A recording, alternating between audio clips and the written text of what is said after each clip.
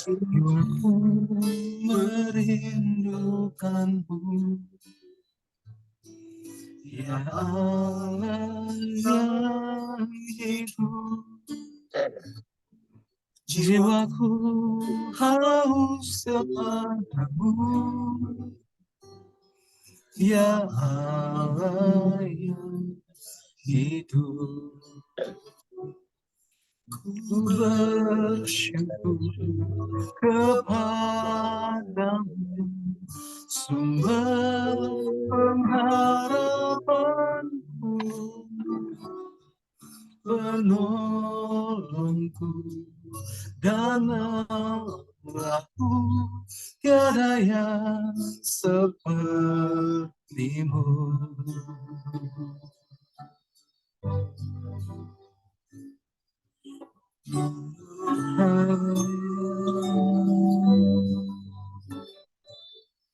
Jiwaku merindukanmu,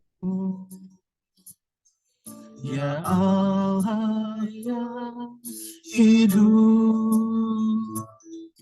Jiwaku haus kepadamu, ya Allah yang hidup.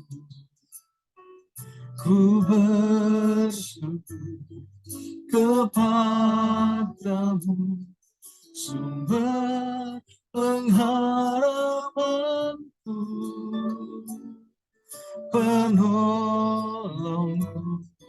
dan Allahku, tiada yang sepertimu.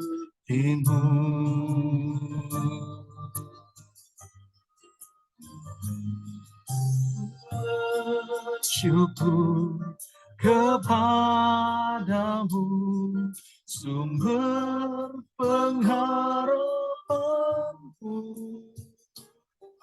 penolongku dan Allahku, tiada yang sepertimu.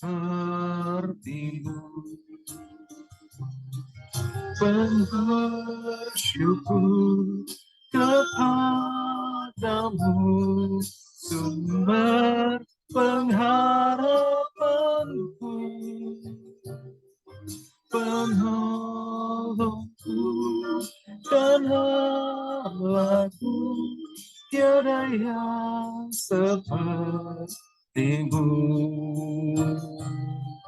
Penolongku dan Allahku, tiada yang sepertimu, tiada yang sepertimu, tiada yang sepertimu.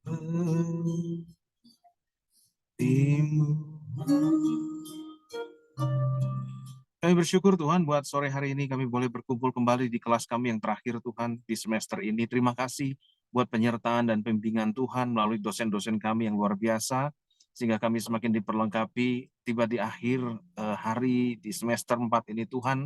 Tuhan terus tambah-tambahkan kami hikmat Tuhan di semua kelas, di semua pelajaran di tempat ini Tuhan. Kami percaya kami akan menjadi prajurit-prajurit Tuhan yang luar biasa melalui perkuliahan kami ini. Urapi Pak Royke Tuhan yang membawa kelas ini dan juga urapi setiap kami teman-teman di sini yang mau presentasi hari ini Tuhan, biar kiranya hikmat Tuhan memenuhi setiap kami. Kami buka kelas sore hari ini hanya di dalam nama Yesus.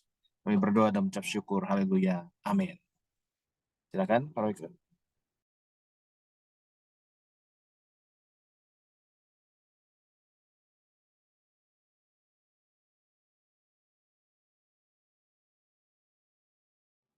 Pak Roy kayaknya nggak ada ya?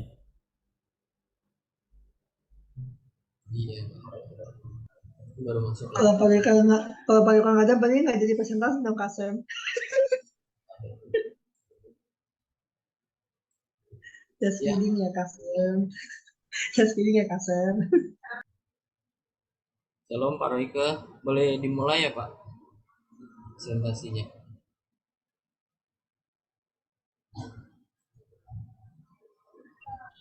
Iya, silakan dimulai aja ya. Sambil Oke, saya baik. ikuti. Iya. Silakan. Ya, silakan Pak Yu. Ya, terima kasih Pak Samuel. Terima kasih, Shalom Pak Royke dan juga rekan-rekan semua. Ya, perkenalkan saya Hugh Wilson. Saya hari ini akan mempresentasikan makalah ya layanan saya. Mohon izin share screen ya Bapak Ibu semua. Baik Bapak Ibu, hari ini saya akan sharingkan tentang pelayanan keluarga ya Bapak Ibu. Saya percaya ini bukan hal yang asing lagi bagi kita semua. Pelayanan keluarga itu adalah hal yang penting ya di dalam pelayanan-pelayanan yang ada. Karena keluarga itu menjadi ujung tombak, menjadi sebuah komunitas yang dimana pembentukan karakter terjadi di situ. Segala hal bisa terjadi melalui pelayanan dalam keluarga itu. Karena ini penting, makanya gereja harus fokus untuk pelayanan hal ini. Nah, dari latar belakang yang ada di sana, keluarga ini disebut sebagai unsur penting, bahkan menjadi fondasi bagi sebuah gereja. Kita tahu keluarga itu menjadi fondasi sebuah gereja bagi komunitas orang percaya dan juga umat Allah. Gereja yang sehat dan kuat terbentuk dari pernikahan dan keluarga yang sehat dan kuat juga. Jadi keluarga yang sehat adalah kunci untuk gereja dan masyarakat yang sehat. Kondisi keluarga, anggota jemaat sebuah gereja menentukan kondisi gereja. Jadi kita tahu bahwa gereja itu awalnya terbentuk mulai dari keluarga-keluarga yang ada. Kita tahu bahwa ketika komunitas disebut gereja, di situ dimulai dari keluarga, lepas keluarga dulu berkumpul, kemudian akhirnya jadi gereja ya. Nah, selanjutnya kebenaran yang perlu kita pahami yaitu bahwa keberadaan keluarga menurut Alkitab menduduki tempat penting dalam rencana Allah. Kita tahu bagaimana Yesus melakukan mujizat di perkawinan di Kana, itu salah satu pembuktian bahwa keluarga itu sangat-sangat menduduki tempat yang penting dalam rencana Allah gitu ya. Bahkan Tuhan menciptakan pria dengan wanita, Adam dengan Hawa, dan memerintahkan mereka untuk pergi beranak cucu, untuk pelihara bumi, untuk mereka menguasai taklukan itu gitu kan. Ya artinya Tuhan memperhatikan hal ini dengan sungguh. Nah, ada 3 lembaga yang sejak semula ditetapkan oleh Allah, yaitu keluarga, lalu pemerintah dan juga gereja. Ya, sebelum ada lembaga-lembaga besar, lembaga pertama yang ditetapkan Allah adalah keluarga. Jadi keluarga ditetapkan oleh Allah untuk menguasai dan memelihara bumi seperti tadi dalam ketika Tuhan memerintahkan kepada Adam dan Hawa ya, kita tahu untuk memelihara, menguasainya. Lalu keluarga juga menjadi embrio terbentuknya dari masyarakat, gereja, bangsa, dan negara. Keluarga ditetapkan oleh Allah untuk melayani Allah dan sesama. Jadi tujuan keluarga itu adalah untuk melayani Allah dan juga untuk melayani sesama kita. Nah, untuk memasuki abad ke-21 ini, kita tahu hari-hari ini adalah hari-hari yang jahat. Kita seringkali dengar khotbah, kita tahu juga bagaimana Tuhan Yesus juga menyampaikan dalam Matius 24, di akhir zaman itu akan terjadi kondisi-kondisi yang memprihatinkan gitu ya. Jadi keluarga Kristen harus senantiasa waspada nih di zaman ini dalam menghadapi tantangan perkembangan dunia, perkembangan teknologi, ideologi satu dengan yang lain, pemahaman-pemahaman yang beda. Kadang-kadang terjadi perang ideologi, perang macam-macam doktrin dan sebagainya gitu ya. Lalu tentang masalah keyakinan, perkawinan juga jadi masalah di zaman ini, dan juga banyak perceraian. Kita tahu apalagi kemarin ketika pandemi kita bisa dengar orang yang bercerai itu barisnya panjang gitu ya, untuk mereka sama-sama khususnya dari agama seberang, bagaimana mereka ketika suami atau istri mereka kehilangan pekerjaan, kemudian mereka masuk di masa-masa yang kritis, lalu akhirnya mereka memutuskan untuk bercerai. Ya, untuk agama mereka diperbolehkan, tetapi untuk di kita hal ini menjadi hal yang tidak baik gitu ya. Artinya kondisi kita sebagai anak-anak Tuhan, kalau perceraian itu tidak disenangi oleh Tuhan ya. Jadi hal ini bisa jadi masalah besar bagi gereja gitu ya. Lalu berbagai tindak-tindak kejahatan juga muncul. Tantangan sosial ya, bagaimana orang zaman sekarang flexing, pamer kekayaan, wah macam-macam, expose kehidupan pribadinya, lalu wah banyak hal yang udah di luar norma-norma yang seharusnya terjadi. Nah, karena itu di abad ke-21 itu keluarga Kristen lah yang berperan besar dalam menjaga semua hal itu. Segala hal itu bisa dijaga mulai dari keluarga. Bagaimana kenakalan remaja juga dijaga dalam keluarga ya. Kejahatan-kejahatan bisa terjadi juga dijaga dari keluarga. Semua yang diajarkan gitu. Di sekolah itu cuma berapa persen, di gereja hanya berapa persen. Tetapi yang terbesar bagaimana pengetahuan atau bagaimana pengajaran yang diajarkan itu semua dari keluarga. Jadi keluarga ini begitu penting di dalam kualitas untuk sebuah gereja atau kualitas sebuah komunitas, karena dimulai dari keluarga. Kalau dalam keluarga ini ada keluarga orang tua yang membentuk anak-anaknya dengan luar biasa, maka anak-anaknya keluar ke sana, masuk dalam sebuah komunitas akan jadi terang di sana. Nah, ini hal-hal yang saling berkaitan satu dengan yang lain ya Bapak Ibu ya. Nah, kita tahu bahwa keluarga itu masuk dalam periode ini, periode orang-orang dalam pernikahan. Ada namanya pertama periode bulan madu. Ya, bagi orang yang menikah baru berapa bulan, 1 tahun sampai 2 tahun itu masih manis. Segala sesuatu terlihat manis, segala sesuatu yang dijalani manis. Wah, luar biasa. Pokoknya ini adalah periode di mana mereka menikmati masa-masa pernikahan. Lalu melanjut kepada periode untuk saling kenal pasangan ya, dan penyesuaian. Loh, kok ternyata yang tadinya saya kenal kamu begini, oh ternyata berbeda ya. Yang tadinya saya tahunya kamu begini, oh kok ternyata berbeda ya. Akhirnya di situ mereka saling pengenal dan mulai menyesuaikan. Oh, ada kekurangan sedikit, saling menyesuaikan. Nah, tahap ketiga yaitu mereka akan masuk dalam periode kritis. Kadang-kadang inilah yang penting, periode inilah yang penting. Makanya ketika Bapak Ibu kita semua yang pernah ikut bimbingan pranikah di sana, yang apa namanya, yang membimbing kita dalam pernikahan, dalam konseling bimbingan pranikah itu, dia akan bertanya, sudah pernah ribut belum? Sudah pernah ribut besar belum? Sudah pernah berantem belum? Sudah pernah macam-macam hal belum? Kalau belum, ribut dulu katanya. Karena periode kritis ini sangat penting. Ketika kita bisa melewati proses periode kritis, masa yang paling down, paling tidak mengenakan, kita bisa menerima hal-hal lainnya. Jadi hal yang paling tidak enak kalau kita bisa lewatin, maka hal-hal yang menyenangkan itu akan bisa kita nikmati bersama dalam sukacita keluarga gitu ya. Lalu selanjutnya setelah periode kritis akan masuk periode saling menerima satu dengan yang lain. Akhirnya bisa terima, oh ternyata dia begini, saya begini, dan lain sebagainya. Saling terima satu dengan yang lain. Lalu akhirnya menemukan pola pernikahan yang kuat dan tepat. Akhirnya mereka saling mengerti. Disitulah terjadi sebuah ikatan keluarga yang akhirnya harmonis, baik, dan terus berlanjut sampai memiliki keturunan, anak cucu, dan sebagainya. Nah, gereja, kita tahu gereja ditetapkan oleh Allah punya tugas selain untuk beritakan firman kepada banyak orang supaya orang bertobat, juga menjalankan disiplin gereja nih, yang artinya apa? Menerapkan pola-pola disiplin dalam kehidupan keluarga atau masyarakat supaya mereka semakin hari semakin serupa seperti Kristus. Itu juga tugas gereja. Jadi pemberitaan firman dan disiplin gereja harus dijalankan oleh gereja karena dapat membantu memperkokoh kehidupan keluarga. Pemberitaan firman dapat berfungsi untuk membentengi keluarga dari pengaruh pengajaran sesat dan kejahatan di masyarakat. Nah, jadi dari gereja ini tugasnya adalah menjaga supaya keluarga ini tidak disesatkan ya, dan supaya mereka juga aman daripada segala hal-hal di luar sana gitu. Keluarga yang sehat dan gereja yang kokoh bisa memberi kontribusi bagi kebaikan masyarakat. Kualitas masyarakat yang tertib, kesehatan masyarakat yang memadai tidak bisa dipisahkan dari kondisi keluarga di dalam masyarakat. Sebaliknya, keluarga yang rusak memberi kontribusi bagi persoalan masyarakat ya. Keluarga yang tidak baik, tidak harmonis di luar sana bikin masalah terus gitu.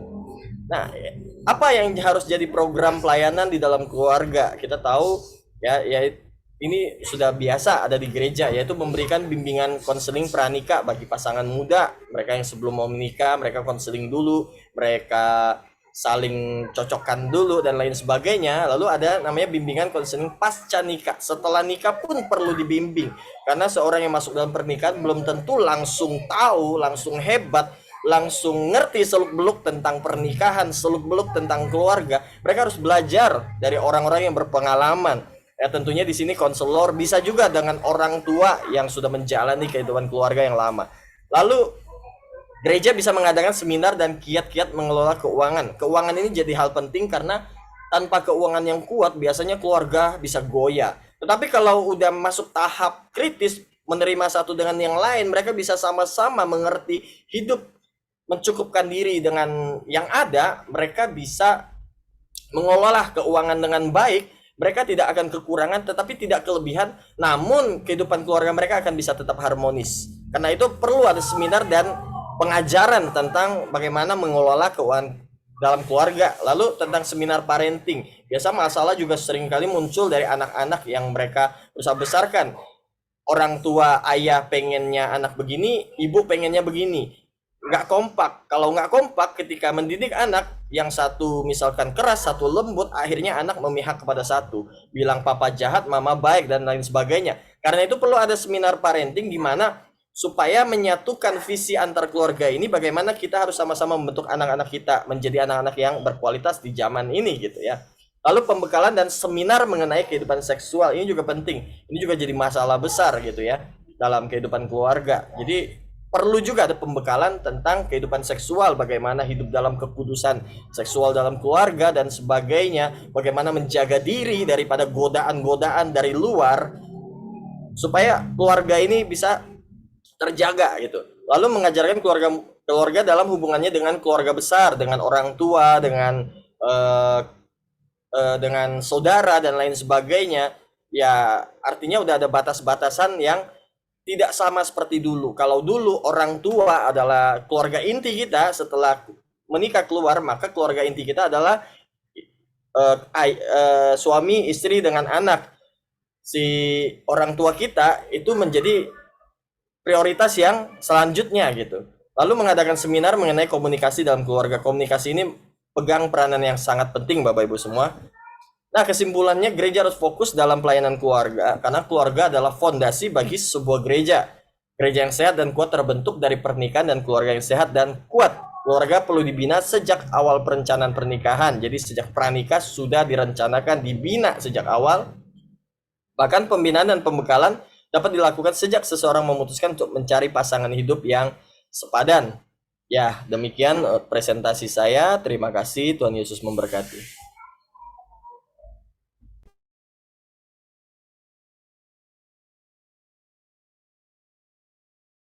Ya langsung ya, nggak usah ada tanya jawab, nanti di akhir aja tanya jawabnya. Boleh ya Pak Royke ya? Iya, bisa, bisa. Langsung ya, Sam. Iya, ya silahkan Bu Naomi. Ya.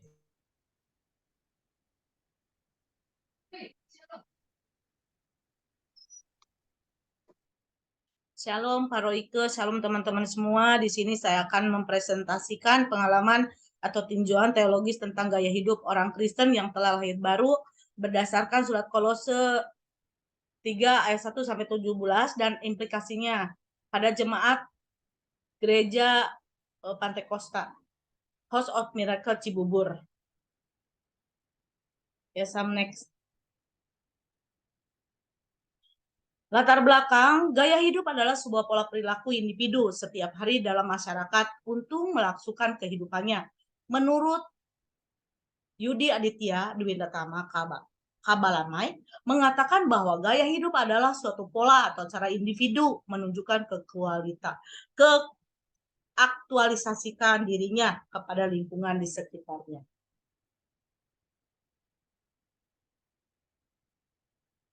Sesuai dengan nasihat Rasul Paulus kepada jemaat di Kolose yang terdapat di Kolose 3, 1-17 tentang kehidupan seorang jemaat Tuhan, Paulus dengan tegas menasihatkan jemaat di Kolose untuk memastikan dalam diri segala sesuatu yang duniawi, yaitu percabulan, kenajisan, hawa nafsu, nafsu jahat yang sama dengan penyembahan berhala. Nah, melainkan Paulus memberitahukan kepada jemaat di Kolose bahwa jemaat di Kolose adalah orang-orang pilihan Allah yang dikuduskan dan dikasihinya. Untuk itu haruslah menegaskan bahwa kasihan, kemurahan, kerendahan hati, kelemah lembutan, kesabaran, dan di atas semuanya itu kenakanlah kasih sebagai pengikat yang mempersatukan dan menyempurnakan serta mengucap syukur atas segala hal. Memahami maksud dari Rasul Paulus di atas tentang gaya hidup sebagai jemaat Tuhan, peneliti mengamati di dalam gereja-gereja saat ini bahwa masih banyak jemaat yang belum mengalami kelahiran baru. Bukan hanya jemaatnya, tetapi pendetanya juga. Gaya hidupnya masih mengikuti kehidupan duniawi, tidak mencerminkan Kristus. Gaya hidupnya masih mengikuti kehidupan duniawi, tidak mencerminkan Kristus dalam dirinya. Nah, hal inilah yang membuat kekristenan semakin rusak dan hubungan manusia dengan Tuhan semakin jauh. Hal yang sama juga peneliti amati khususnya dalam jemaat di GSJP House of Miracle Cibubur masih ada yang belum lahir baru. Next. Beberapa informasi yang telah saya wawancara mengatakan Pendeta Yakub Rusli adalah seorang gelama sidang GSJP House of Miracle Cibubur mengatakan bahwa penting sekali seorang Kristen harus mengalami lahir baru karena itu adalah hakikatnya seorang Kristen sejati sebagai tanda original dan spesial bagi setiap orang Kristen. Sehingga gaya hidupnya dikerjakan oleh Roh Kudus, gaya hidup Kristus yang memuliakan Allah bagi jemaat GSJP House of Miracle masih ada yang belum mengalami lahir baru. Namun semuanya sedang menuju ke arah Kristus dan sedang bertumbuh dalam kedewasaan sehingga sangat perlu untuk diberikan pemahaman akan gaya hidup orang Kristen yang telah lahir baru. Bahkan beliau mengatakan setiap minggu, setiap kegiatan gereja dan pemberitaan firman selalu dikatakan akan gaya hidup orang Kristen yang telah lahir baru. Beliau sendiri sangat setuju bahwa gaya hidup orang Kristen yang telah lahir baru sesuai dengan firman Tuhan yang terdapat di dalam Kolose 3 ayat 1 sampai 17.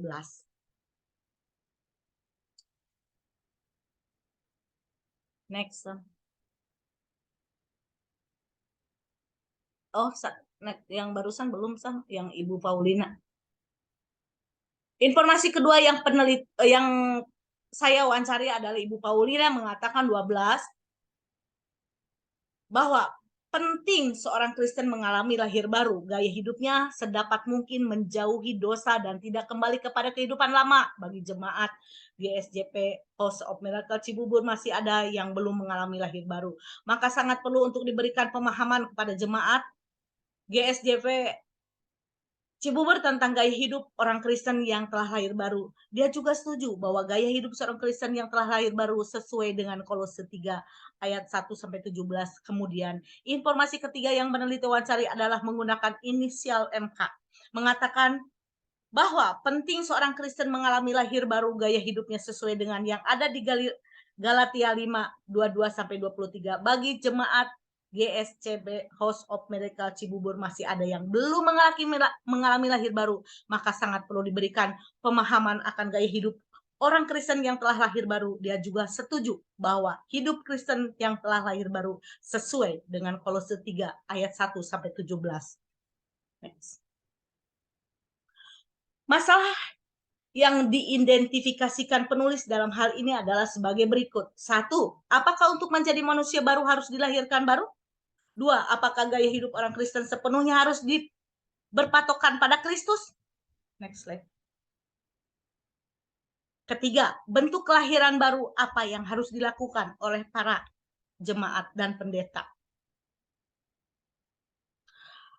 Dalam kaitan dengan penentuan batasan masalah dalam penelitian ini diperlukan suatu data dan informasi yang cukup faktual dengan segala keterbatasan.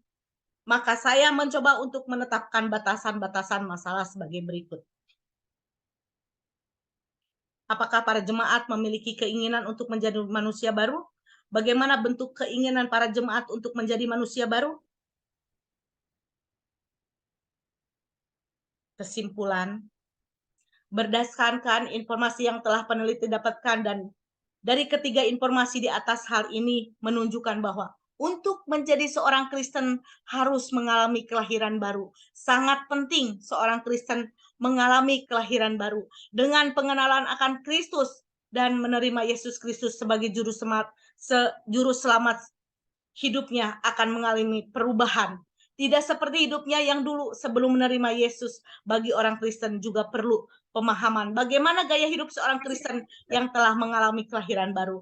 Dalam surat Kolose 5 ayat 3 ayat 5 tertulis. Karena itu, matikanlah dalam dirimu segala sesuatu yang duniawi, yaitu percabulan, kenajisan, hawa nafsu-nafsu jahat, dan juga keserakahan yang sama dengan penyembahan berhala. Ayat ini adalah sepenggal nasihat Paulus kepada jemaat Kristen yang ada di Korintus, yaitu Kolose 3, 1-17 dengan judul Perikop Manusia Baru. Dengan demikian Kolose 3, 1-17 digunakan sebagai landasan untuk memahami gaya hidup orang Kristen yang telah lahir baru.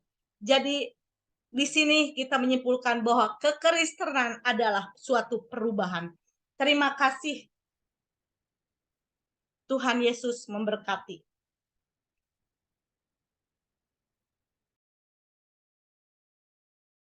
Ya, langsung ya.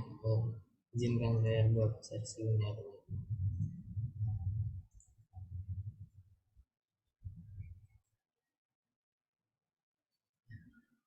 Shalom teman-teman semuanya, shalom para Ike. Perkenalkan, nama saya Samuel Hans Kristanto, ya bisa dipanggil Samuel, dari kelas TO 2021, ya kelas malam. Oke, di sini saya akan presentasikan tentang pelayanan anak di GBI Danau Bogoraya ya, tempat saya layani. Nah, ini ada gambarannya ya, karikaturnya, ada gereja, kemudian ada anak sekolah minggu yang tersenyum ya, menggambarkan bahwa suasana sekolah minggu itu harus sedemikian rupa membuat anak-anak itu tersenyum dan bahagia. Oke, next slide. Ini latar belakangnya ya. Pelayanan anak oleh gereja atau yang biasa disebut sekolah minggu tidak terlepas dari peran Robert Reikes, ya kemudian dikenal sebagai Bapak Sekolah Minggu ya. Robert ini melihat pemandangan yang sangat memprihatinkan, di mana anak-anak gelandangan itu bekerja di hari Senin sampai Sabtu. Nah, apa yang dilakukan anak-anak pada hari Minggu itu? Hari Minggu adalah satu-satunya hari kebebasan bagi mereka ya. Mereka menghabiskan hari Minggu untuk bersenang-senang saja. Nah, kemudian Robert ini mencoba melakukan pendekatan kepada anak-anak tersebut dengan mengundang mereka berkumpul di sebuah dapur milik Ibu Meredith di kota Scuti LA. Di sana anak-anak mendapat makanan dan mereka juga diajarkan sopan santun, membaca dan menulis. Nah, hal paling indah yang diterima anak-anak di situ adalah mereka mendapat kesempatan mendengar cerita-cerita Alkitab ya. Inilah sejarah cikal bakalnya adanya sekolah minggu. Kemudian ada pendahuluan ya. Sekolah minggu itu dapat dipandang sebagai gereja masa depan. Artinya tidak mungkin mengharapkan gereja yang maju berkembang jika pelayanan sekolah minggunya carut marut, terabaikan dan bahkan tidak terurus ya. Jelas ya, anak-anak itu kan generasi penerus ya. Maka kalau nggak ada anak-anak, nggak ada gereja di masa depan juga. Oleh karena itu, sekolah minggu harus menanamkan prinsip-prinsip Kristus, ajaran Kristus dengan begitu baiknya ya. Oke, kita next slide ya. Mengapa melayani anak? Nah, beberapa kali Tuhan Yesus mengatakan kita harus seperti anak kecil untuk dapat masuk dalam kerajaan sorga. Anak-anak adalah generasi selanjutnya yang akan memberitakan Injil kepada dunia ini. Nah, iblis ini tentu saja tidak akan tinggal diam ya. Dunia modern sekarang telah banyak merusak generasi muda dengan adanya gadget, games. Nah, hal-hal ini telah merebut perhatian anak. Nah, mari kita lebih lagi serius dalam membawa anak-anak untuk mengenal Tuhan dan bertumbuh dalam iman, serta memiliki pengenalan yang benar akan Allah serta mengalami Tuhan. Oke, next slide ya. Pentingnya melayani anak ya. Ini ada beberapa poin. Yang pertama, Tuhan marah jika ada yang menghalangi anak-anak datang kepadanya ya. Ayatnya di Markus 10 ayat 13 sampai 16. Kemudian Tuhan senang menyambut, memberkati dan mengasihi anak-anak. Markus 10 ayat 15 sampai 16. Tuhan senang dengan keberadaan dan kerohanian anak-anak. Matius 18 1 sampai 5. Kemudian Tuhan mengutuk orang yang menyesatkan anak-anak. Matius 18 ayat 6. Oke, nah ini hal-hal yang perlu dipersiapkan mendidik anak-anak di sekolah minggu ya. Ini khususnya untuk para guru sekolah minggu. Nah, yang pertama perlu persiapan ekstra selain persiapan firman, menggunakan kata-kata yang mudah dipahami oleh anak-anak dan dengan ilustrasi ya. Kemudian anak-anak dapat memahami Injil di usia mereka yang muda sekali ya. Bahkan balita itu bisa paham Injil. Nah, kalau kita sebagai guru sekolah minggu itu mengkomunikasikannya dengan baik ya, dengan bahasa yang pada tingkat mereka. Nah, kemudian juga kita mempersiapkan lagu-lagu yang sesuai dengan usia mereka, menyiapkan kreativitas yang bisa mengingatkan firman yang disampaikan. Kemudian penggunaan waktu pun perlu berhikmat, mengingat daya konsentrasi anak-anak itu terbatas. Oke, kita cepat aja. Ini ada beberapa tanggung jawab umum sebagai guru sekolah minggu. Yang pertama, selalu hadir dengan tepat waktu untuk aktivitas awal. Persiapkan diri dengan baik, luwes, mengubah rencana bila perlu, kemudian mengawasi dan mengendalikan bidang tanggung jawab mereka sendiri ya, karena biasanya ada bidang-bidangnya setiap guru sekolah minggu. Kemudian ikut serta dalam peluang pelatihan yang disediakan oleh gereja dan sumber-sumber lainnya. Kemudian menindaklanjuti murid-murid yang hadir dan yang absen ya. Kemudian menghadiri konferensi pengerja dan pertemuan-pertemuan lain yang dijadwalkan untuk para pengerja. Mengetahui bagaimana cara memimpin murid kepada Kristus dan membimbing mereka di dalam pertumbuhan Kristen. Bersikap kreatif dan menggunakan variasi. Yang terakhir, menggunakan sarana pengajaran yang telah disediakan gereja. Ya, biasanya selalu ada. Oke, ini mengajarkan Alkitab kepada anak ya. 4 faktor yang mempengaruhi motivasi seorang anak menurut Wina Sanjaya, yaitu pertama, faktor sikap guru terhadap kelas. Artinya gurulah yang selalu membangkitkan anak berbuat ke arah tujuan yang jelas dan bermakna.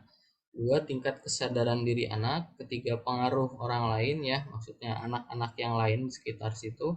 Kemudian suasana kelas ya, berpengaruh terhadap munculnya sifat tertentu pada motivasi belajar anak ya.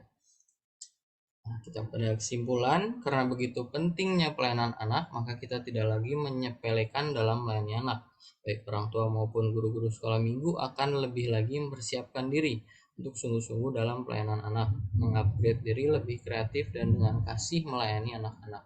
Anak-anak sangat penting di mata Allah. Oleh sebab itu, sebuah kehormatan apabila kita dipercaya mengambil bagian dalam pelayanan anak. Oke, ya, tanggapan berdasarkan teori-teori yang telah dipaparkan dari atas itu ada kelebihannya ya. Guru dalam pelayanan anak di GBI Dana Bogoraya sudah memahami betul pentingnya melayani anak ya. Bisa saya lihat sendiri gitu ya. Kemudian guru dalam pelayanan anak di GBI Dana Bogoraya sudah memahami betul peran dari guru sekolah minggu yang perlu mereka lakukan ya. Jadi bidang apa itu sudah memahami betul.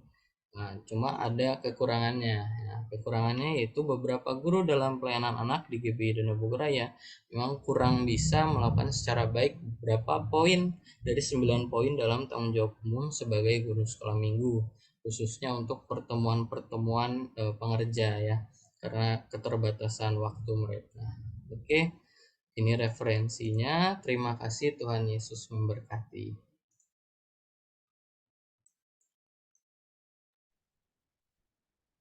Baik, Ya, lanjut. Shalom Bapak Ibu. Ya, baik. Shalom Bapak Ibu semuanya.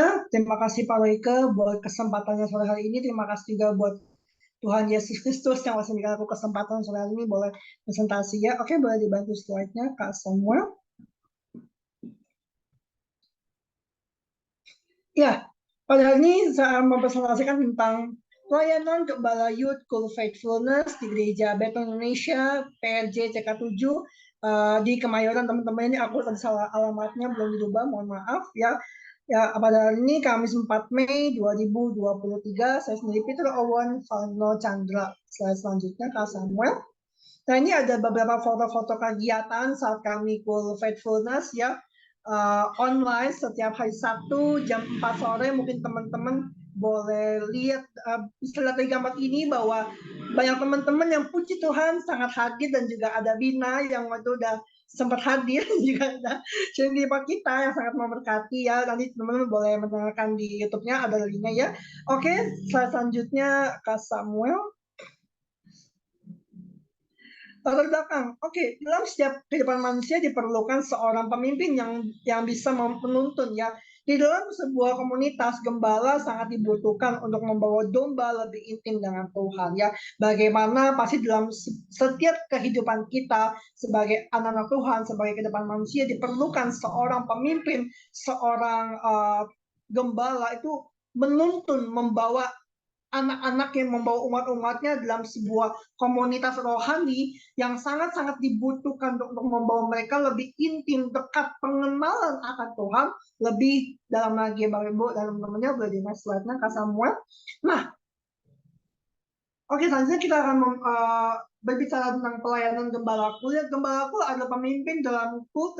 Terminologi gembala dalam nama jabatan ini jangan dicampur adukan atau samakan dengan istilah gembala gereja yang diatur dalam tata tertib gereja Bethel Indonesia ya. Nah, bagaimana ketika gembala kul ini mereka sama-sama melayani, yang pasti itu tidak takut kehilangan jabatan, tapi yang penting bagaimana mereka itu sungguh-sungguh dalam melayani Tuhan, sungguh-sungguh dalam membawa setiap umat-umatnya, membawa setiap domba-dombanya takut akan Tuhan, membawa pengenalan mereka akan Tuhan lebih dalam lagi, Bapak Ibu dan teman-teman semuanya. Boleh di next slide, Kak Samuel. Oke. Nah, seorang pemimpin yang baik tahu mempercayakan pelaksanaan pelayanan sebagian tugasnya kepada orang-orang tertentu yang mempunyai bakat, kesanggupan, dan kecakapan dalam membantu tugasnya memimpin umat Tuhan. Ya, bagaimana pemimpin itu pasti, pemimpin yang baik itu pasti dia tahu bagaimana dia mempercayakan pelaksanaan pelayanan sebagian tugasnya kepada orang-orang tertentu yang mempunyai bakat, tentang sosial media, bakat di musik, bakat-bakat di lainnya, kesanggupan dan kecakapan dan membantu tugasnya untuk memimpin umat Tuhan supaya semakin juga membawa mereka dekat dengan Tuhan dalam lebih lagi ya dalam pendelegasian tugas seorang gembala tidak perlu takut akan kehilangan jabatan yang aku bilang di awal, bagaimana seorang gembala itu pasti tidak perlu takut akan kehilangan jabatan, melainkan partisipasi dari orang lain akan membuat tugas dan tanggung jawabnya diperingankan, mendidik orang lain untuk bisa ambil bagian dalam pelayanan. Citra seorang pemimpin itu bisa kita baca dalam Keluaran 18 ayat 21 ya Bapak Ibu dan teman-temannya. Bagaimana semalam tadi beberapa hari yang lalu yang untuk bersama dengan Bu Salvi ya, kita juga udah belajar bagaimana apa sih tugas seorang gembala, kenapa dia tidak perlu takut akan kehilangan jabatan, karena pasti fokusnya itu untuk membawa setiap umat-umatnya, membawa setiap anak-anaknya untuk dekat dengan Tuhan lebih dalam lagi, sehingga dia tidak perlu takut apapun yang akan terjadi ya. Nah, akan membuat tugas dan tanggung jawabnya diperingatkan. Jadi bagaimana gembala itu pun juga mencari melayani banyak orang juga untuk bisa sama-sama ikut melayani, yang menerjunkan beberapa orang sama-sama ikut pelayanan bersama-sama ya. Oke, boleh next slide selanjutnya Kak Samuel. Nah, apa sih yang menjadi visi misi gembala kul saya sendiri ya sebagai gembala kul Youth Faithfulness ya, menjadikan kul sebagai wadah untuk mempersiapkan umat yang layak di hadapan Tuhan, umat yang layak bagi Tuhan. Ini artinya apa? Membawa setiap orang-orang dalam kul semakin lama semakin mencerminkan gambarannya dan kehidupan rohani semakin bertumbuh dewasa hingga layak menjadi mempelai Kristus ya. Bagaimana visi gembala kul ini pasti membawa mempersiapkan kita sebagai anak-anak, sebagai umat-umat, sebagai anak Tuhan untuk menjadi umat yang layak, umat yang sangat-sangat layak di depan Tuhan ya, membawa setiap jiwa-jiwa yang ada semakin mencerminkan gambaran Kristus dan kehidupan rohani yang semakin bertumbuh dewasa, semakin hari semakin lebih lagi sehingga layak menjadi anak-anak Kristus, mempelai Kristus. Apa sih misinya? Dirangkul dalam moto kesatuan hati, tumbuh bersama dan memenangkan jiwa. Tujuan akhir dari pengembalaan ini ya Bapak Ibu dan teman-temannya, apa sih yang menjadi dampak kesatuan hati sendiri ya? Kesatuan hati pasti itu berbicara bagaimana ketika anak-anak Tuhan itu dia memiliki sama-sama memiliki visi hati yang sama, ingin bertumbuh bersama, melayani Tuhan sama, sehingga melalui hidupnya pasti dapat menjadi berkat, menjadi kekuatan hingga akhirnya memenangkan jiwa untuk kemuliaan nama Tuhan. Next slide Kak Samuel. Haleluya. Oke, pelayanan gembala ini dalam kul ada sebagai berikut ya. Yang pertama, membimbing jemaat menuju kematangan rohani. Yang kedua, mengasuh jemaat dengan kasih dan kepedulian. Ketiga, membangun komunitas yang sehat dan kuat. keempat, menjadi teladan dalam iman dan hidup suci. Yang kelima, membawa kemuliaan bagi nama Tuhan. Nah, apa sih menjadi pelayanan gembalaku yang akan kita bedah pada sore yang menjelang malam hari ini? Boleh next slide, Kak Samuel. Yang pertama, ada membimbing jemaat menuju kematangan rohani. Itu seperti apa sih maksudnya? Membimbing jemaat menuju kematangan rohani adalah pelayanan gembala dan pun juga bertujuan untuk membimbing jemaat menuju kematangan rohani, menuju hal-hal yang baik, yang memberikan pengajaran yang benar dan akurat, yang benar-benar sesuai dengan firman Tuhan, serta membimbing jemaat dalam doa dan ibadah-ibadah yang lainnya ya. Gembalaku pun juga harus mengenali kebutuhan apa sih dan tantangan apa yang dihadapi oleh jemaat saat-saat hari-hari ini ya. Sehingga dapat memberikan bimbingan, dapat memberikan arahan, dapat memberikan tuntunan yang tepat dan relevan dengan demikian dengan baik. Dan pasti jemaat, aku yakin banyak yang dapat bertumbuh dalam iman dan mencapai kematangan rohani yang sejati. Ya, bagaimana tugas gembala itu pasti tidak sangat-sangatlah gampang ya. Bagaimana mesti membimbing, mesti mengalahkan setiap jemaat supaya semakin memiliki kematangan rohani yang luar biasa. Yang kedua, ya, ada mengasuh jemaat dengan kasih dan kepedulian. Nah, ini pun juga penting Bapak Ibu dan teman-teman ya. Pelayanan gembala dalam itu juga harus dilakukan dengan kasih dan keprihatinan yang tulus terhadap jemaat ya. Bagaimana gembala itu harus memiliki hati yang lembut, hati yang penuh belas kasihan ketika melayani jemaat, sehingga dapat merangkul, dapat memeluk jemaat yang sedang mengalami kesulitan atau penyertaan ya. Gembala pun juga harus menyadari apa sih yang mendengarkan dan memahami permasalahan mereka ya. Jadi bukan hanya mendengarkan, bukan hanya memahami, tapi juga pasti gembala bisa memberikan advice, memberikan masukan, memberikan arahan-arahan, teguran-teguran yang baik dengan penuh kasih, memberikan dukungan, doa, dan bantuan yang dibutuhkan jemaat, apa yang mereka butuhkan saat ini ya.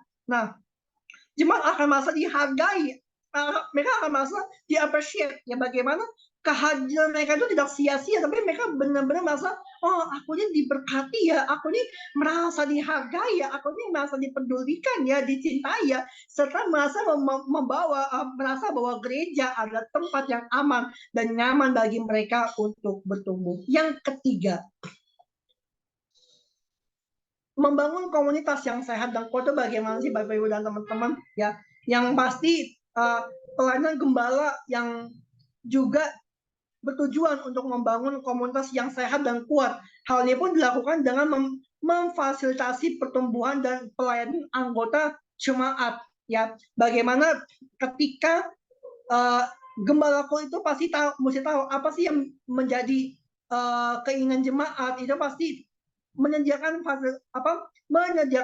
memfasilitasi pertumbuhan dan pelayanan anggota jemaat dan memperkuat hubungan antara sesama dengan anggota jemaat yang lainnya. Bagaimana kalau di CK7, mungkin kalau Bapak Ibu dan teman-teman telah mendengar daripada Bu Selvi, kita ini CK7 menyediakan doa fajar, menara doa, menyediakan rumah doa yang bagi mereka yang benar-benar khusus ingin didoakan ya.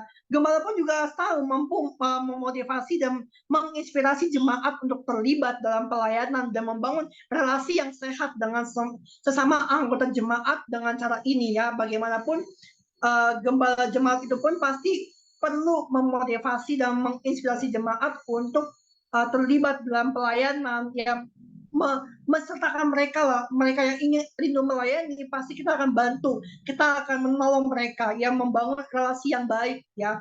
Nah, jemaat akan menjadi terhubung ya, connect dengan satu sama lainnya setelah dapat saling mendukung dan memperkuat iman unity masing-masing. Yang keempat, menjadi teladan dalam iman dan hidup suci ya.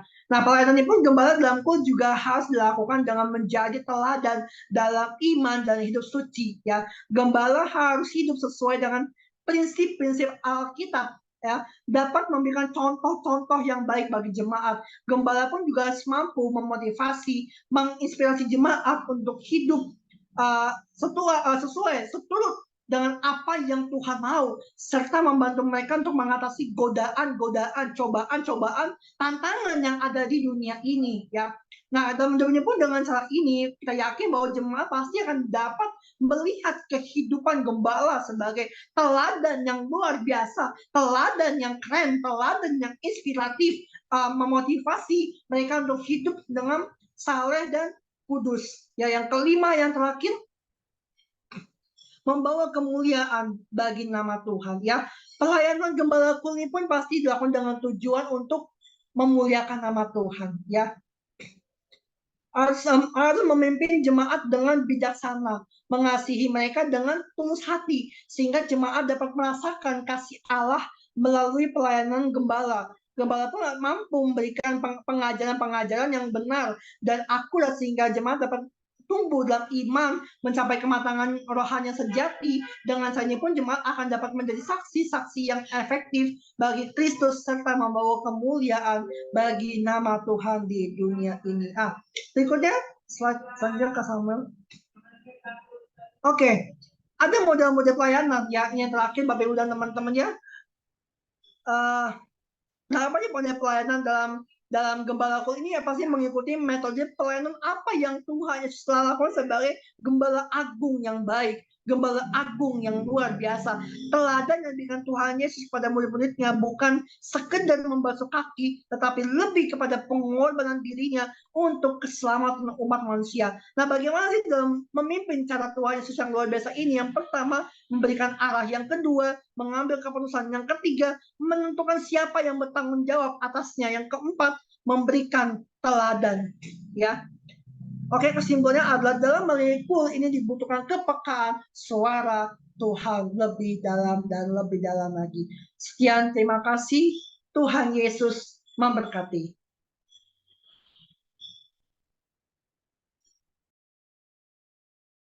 Ya, silakan kepada center selanjutnya Pak Tommy. Izin Sen, boleh nggak sampai di rumah Sen? Lagi di jalan. Izin Pak Royke.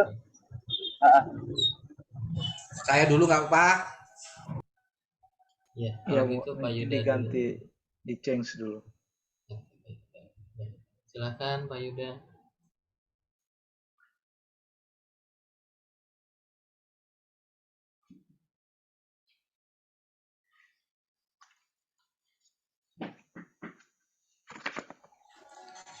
Baik, Shalom Bapak Ibu, Pak Royke dan teman-teman yang lain. Perkenalkan, nama saya Yuda Ardianto, umur 45 tahun, 46 jalan, dari Cikarang. Saya baru pulang kerja, belum sempat mempelajari teman, nggak apa-apa lah. Sudah saya membuatnya, berarti mungkin ya harusnya Pak. Oke, saya akan mencoba mempresentasikan mengenai pelayanan pastoral untuk kaum muda agar tertanam, berakar, bertumbuh, berbuah di gereja lokal.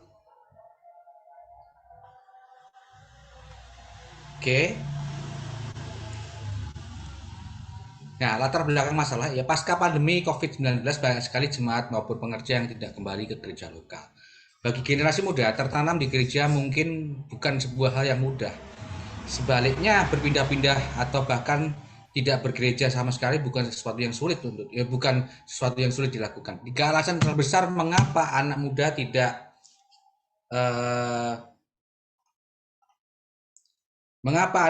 tidak tertanam dan meninggalkan gereja menurut penelitian yang dilakukan oleh Lifeway Research adalah karena mereka melanjutkan ke jenjang akademis yang lebih tinggi,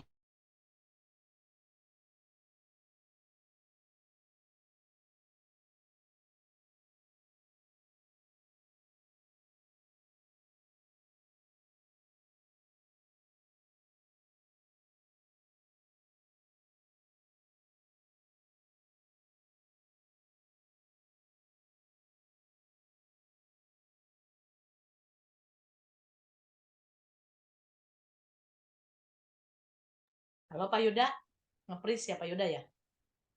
Iya, nge-freeze jaringan.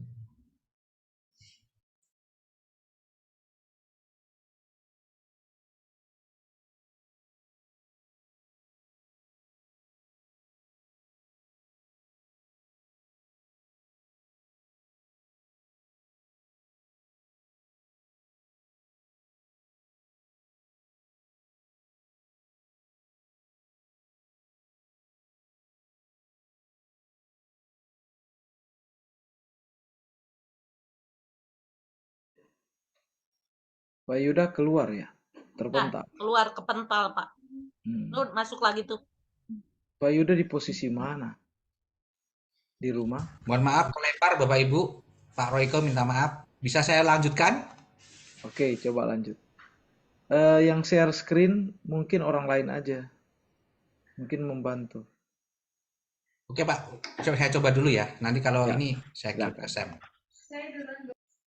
Oke, jadi saya ulangi untuk latar belakang masalah tadi karena sejalan dengan survei yang dilakukan oleh Lifeway Research ini, saya juga kecil-kecilan melakukan survei ya tadi bahwa pengerja yang masih bertahan di gereja itu hanya sekitar 37%. Dan jemaat yang masih bertahan hanya 15%. Nah, meskipun dari 90% dari pengerja sudah lulus KOM atau serai 100 pengajaran dasar Kristen, ternyata tidak menjamin pengerja atau kaum muda bertahan. Kemudian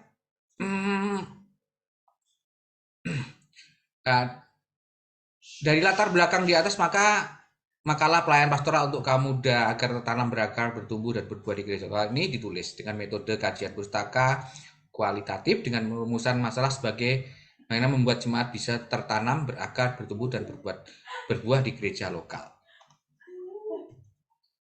Nah, fondasi teologis dari pelayan pastoral adalah Alkitab menyatakan hakikat pelayan pastoral Yesus terhadap murid-murid, yaitu menggembalakan, terutama pada Simon Petrus secara pribadi, sebagaimana ditulis dalam Injil Yohanes di Yohanes 21 ayat 15 sampai 17. Pertama, merupakan sebuah pengertian dan perhatian tulus ikhlas dalam menghadapi dan membereskan masalah di masa lalu dan di masa kini. Kedua, merupakan sebuah peneguhan atau dorongan untuk kembali tetap semangat berkiprah pada saat sekarang ini dan pada masa yang akan datang berlandaskan pada relasi dengan Tuhan. Kata gembalakanlah dalam teks Yunaninya adalah kata poimaino. Kata poimaino ini juga bisa diterjemahkan dengan kata peliharalah dan awasilah dengan sifat protektif.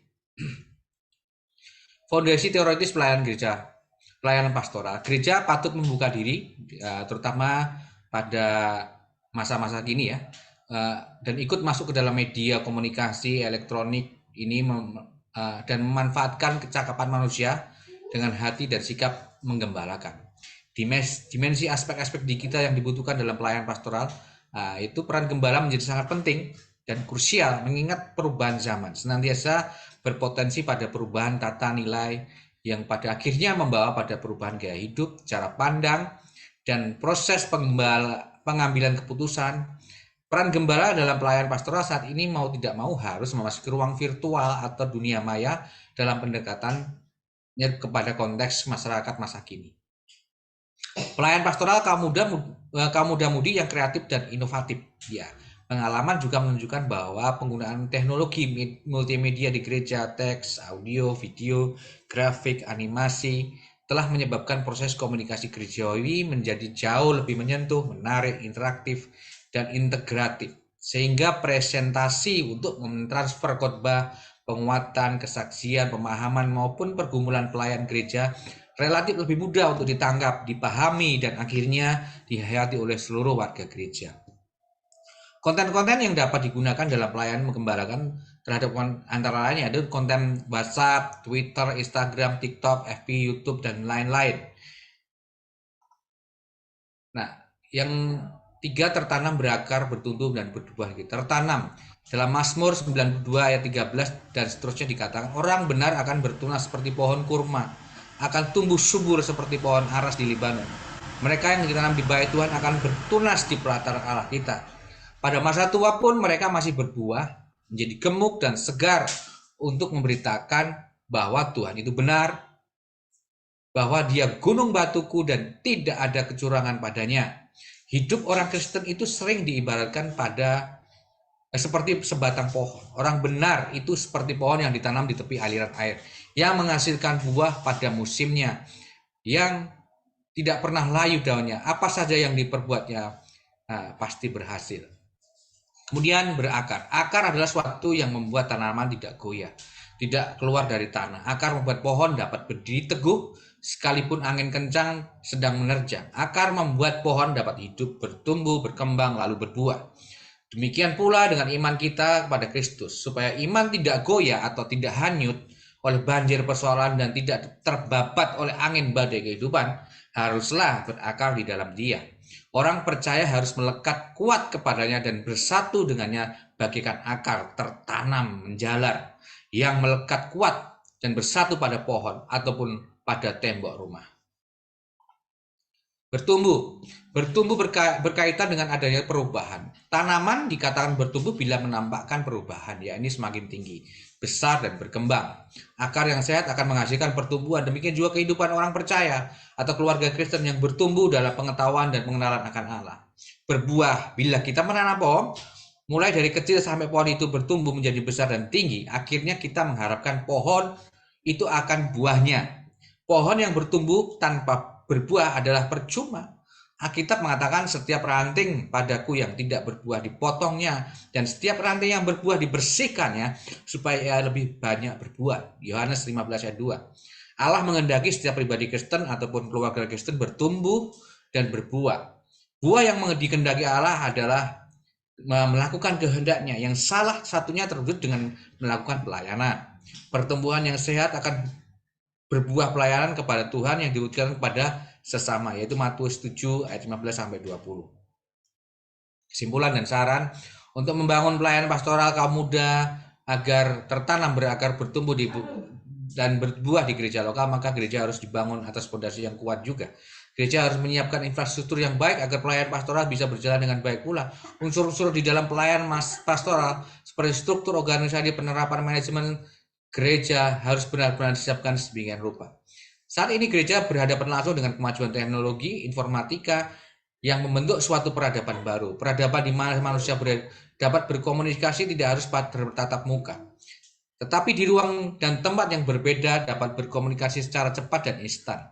Hal ini tentunya memberikan berbagai kemudahan dalam berbagai bentuk pelayanan yang dapat dipergunakan oleh gereja dalam melaksanakan tugas pelayanan pastoral terhadap umat Tuhan, dan umat Tuhan dengan mudah menerima pengajaran, bimbingan, dan pembinaan untuk membangun fondasi iman Kristen yang kuat dan kokoh. Itulah sebabnya gereja tidak perlu menghindar, melainkan menyambut secara positif dan memanfaatkannya dengan baik, efektif, dan kreatif. Gereja dapat beradaptasi dengan kemajuan zaman dengan mengadakan pendekatan dan menggunakan metode sesuai dengan tuntutan zaman tanpa meninggalkan hakikat dari pelayanan pastoral itu sendiri. Ini daftar pustakanya, lumayan banyak. Sebenarnya kalau di makalah itu ada 19-an sheet ya, Bapak Royke dan teman-teman. Demikian presentasi dari saya. Tuhan Yesus memberkati.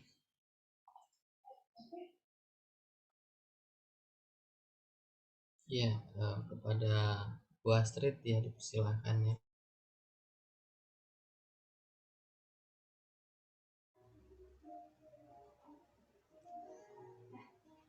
Salam Pak Reike, salam teman-teman semuanya.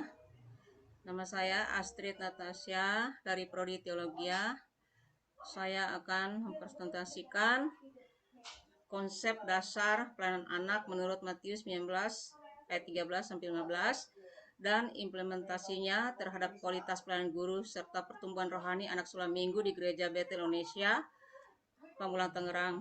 Nah, kebetulan ini saya memang melihat sendiri bagaimana perkembangan anak-anak sekolah minggu di gereja ini. Sebetulnya anak-anaknya cukup banyak, sayang sekali karena tempatnya tidak sesuai, sangat bersebelahan dengan ibadah dewasa atau ibadah raya. Jadi setiap minggunya itu sangat terganggu gitu loh. Ketika ibadah raya itu mulai, mereka juga mulai sangat terganggu dan anak-anak berlarian ke sana kemari. Nah, guru-gurunya pun tidak memperhatikan gitu loh. Jadi apa anaknya seperti ini ya gurunya ikut gitu loh. Yang sebenarnya gurunya harus bisa memberikan mereka pengarahan atau didikan gitu, tapi tidak terjadi. Sayang sekali ya. Nah, itulah yang saya akan presentasikan. Next Sam. Kemarin kebetulan Warga bilang bahwa dimulai dari saya hanya ambil landasan teori, pembahasan dan kesimpulan karena mengingat waktunya juga. Di landasan teori, Menurut Stephen Tong dalam bukunya Arsitek Jawa 2 bahwa tugas utama dari seorang guru adalah mendidik, mengajar, membimbing, dan melatih. Guru tidak hanya menyampaikan teori kepada anak didik, melainkan membimbing dan melatih anak-anak agar mampu mempraktekkan setiap pelajaran yang telah disampaikan oleh gurunya. Sebagai seorang guru, memerlukan suatu keberanian untuk memegang tanggung jawab yang sebenarnya adalah hak istimewa yang telah Tuhan berikan kepada guru sekolah minggu, di mana mampu mengarahkan setiap anak menjadi anak yang berguna sejak dari kecil, sesuai dengan kehendak Tuhan. Guru tidak hanya sebatas memberi bahan pengajaran kepada anak dan menjelaskan pelajaran tersebut, tetapi seorang guru juga harus menjadi teladan bagi anak-anak, sehingga apa yang diajarkan oleh guru sekolah minggu ini dapat ditiru oleh anak-anak sekolah minggu. Mereka dapat melakukannya. Dan kita bisa membayangkan kalau gurunya nggak benar, terus mengajar, bagaimana keadaan anak-anaknya, pasti mereka juga meniru hal yang nggak benar. Nana Sujana mengatakan bahwa salah satu lingkungan belajar yang paling dominan mempengaruhi hasil belajar ialah kualitas pengajaran yang dilakukan oleh guru sekolah minggu. Damayanti dalam bukunya Sukses Menjadi Guru Humoris dan Idola bahwa menjadi seorang guru sejati tidak hanya sekedar mengajar, tetapi juga berbudi pekerti, memiliki hati yang penuh kasih dan perhatian, dan dapat menjadi contoh bagi anak-anak. Karena pengaruh seorang guru terhadap anak hampir sebesar pengaruh orang tua terhadap anak. Ini jelas sekali ya, memang pengaruh guru itu sama ya, hampir sama dengan pengaruh orang tua sendiri gitu loh.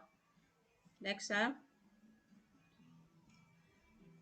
Menurut Damayanti lagi, pendidikan agama Kristen sangat penting khususnya kepada anak-anak mulai usia dini agar mereka mengalami pertumbuhan rohani sejak usia anak-anak. Pendidikan agama Kristen tidak hanya terbatas di dalam keluarga maupun sekolah, tetapi gereja harus mengambil bagian dalam mengajarkan pendidikan agama Kristen kepada anak agar mereka terdidik dari kecil memiliki pertumbuhan rohani yang baik. Salah satu implementasi dari amanat agung Tuhan Yesus dalam Matius 28 ayat 19 sampai 20 adalah mengajar anak-anak sekolah minggu. Thomas Hagro mengatakan bahwa tujuan utama guru sekolah minggu adalah untuk menuntun anak-anak keluar menuju kerajaan Allah dalam Yesus Kristus. Mereka akan lebih mengenal siapa Yesus Kristus dari usia dini. Mereka sudah dapat menjadi kesaksian Tuhan di tengah keluarga, di sekolah, di lingkungan teman-temannya. Beberapa waktu lalu saya melihat banyak anak-anak yang dari gereja-gereja tertentu gitu ya. Mereka bisa bersaksi, bahkan mereka bisa membawakan firman, memuji Tuhan. Nah, ini nampak bahwa dari satu gereja itu mereka benar-benar gitu dididik sesuai dengan firman, sesuai dengan standar yang sudah sesuai yang dilakukan oleh guru-guru sekolah minggu gitu loh. Nah, Andar Ismail sendiri menulis dalam bukunya Ajarlah Mereka Melakukan, bahwa masalah yang sering terjadi dalam sekolah minggu khususnya sumber daya manusia, yaitu kualitas guru yang selalu junior karena terus berganti dengan orang baru.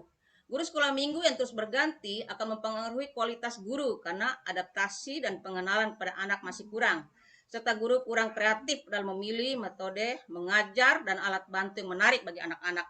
Di sinilah gereja harus memperhatikan pentingnya guru yang memiliki kompetensi. Ya benar ini, karena kemarin itu saya lihat sendiri bahwa gurunya itu beberapa kali memang berganti, bahkan sebulan itu bisa 2 kali ganti karena alasannya anak-anaknya terlalu nakal. Nah ini sebenarnya tidak bisa kalau anak-anak terlalu nakal kan. Jadi anak-anak selalu membutuhkan adaptasi gitu loh. Kalau guru yang baru lagi, mereka akhirnya jadi bingung kan. Nah itu kemudian guru-guru tidak tidak memahami gitu loh apa yang harus mereka lakukan, apa yang sebenarnya mereka lakukan, ajarkan gitu loh. Next ya.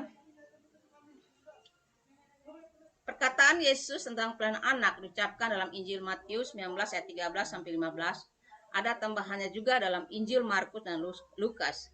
Ketika Yesus naik ke surga, ia memberi mandat kepada seluruh murid untuk pergi ke seluruh dunia dan menjadikan semua bangsa muridnya.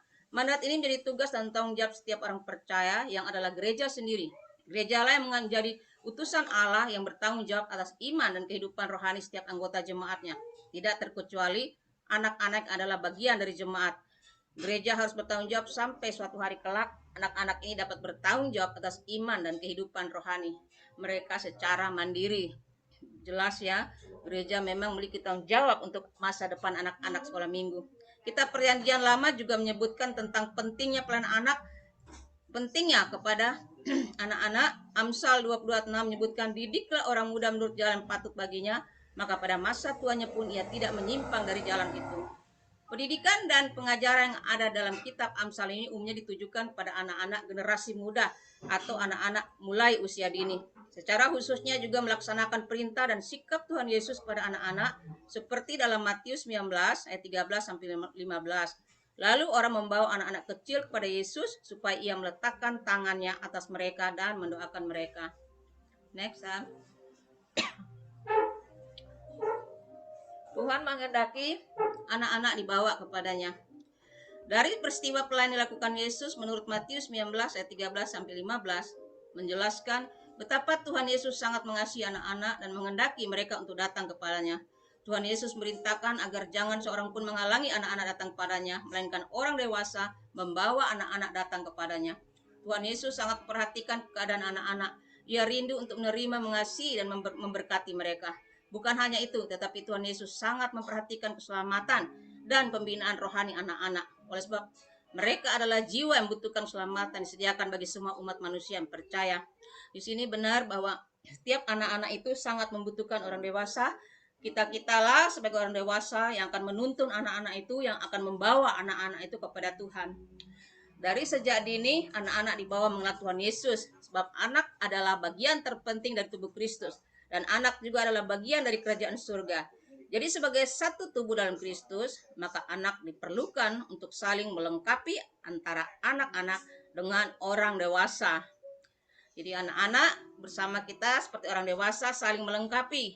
Kita membutuhkan mereka, mereka membutuhkan orang dewasa untuk mendidik mereka, untuk membawa mereka kepada Tuhan, untuk lebih mengenal Tuhan. Next, anak didoakan, anak membutuhkan doa. Baik anak yang masih dalam kandungan ibunya maupun anak yang sudah lahir. Sebab anak yang masih dalam kandungan adalah bakal jiwa yang memiliki roh untuk menangkap rangsangan dari lingkungan luar. Anak yang doakan dan diserahkan kepada Tuhan dari sejak dalam kandungan ibunya sampai ia lahir. Apabila anak itu besar, akan menjadi anak yang takut akan Tuhan. Anak diberkati. Anak-anak perlu diberkati oleh orang tua, para guru sekolah minggu, dan orang-orang sekitar gereja.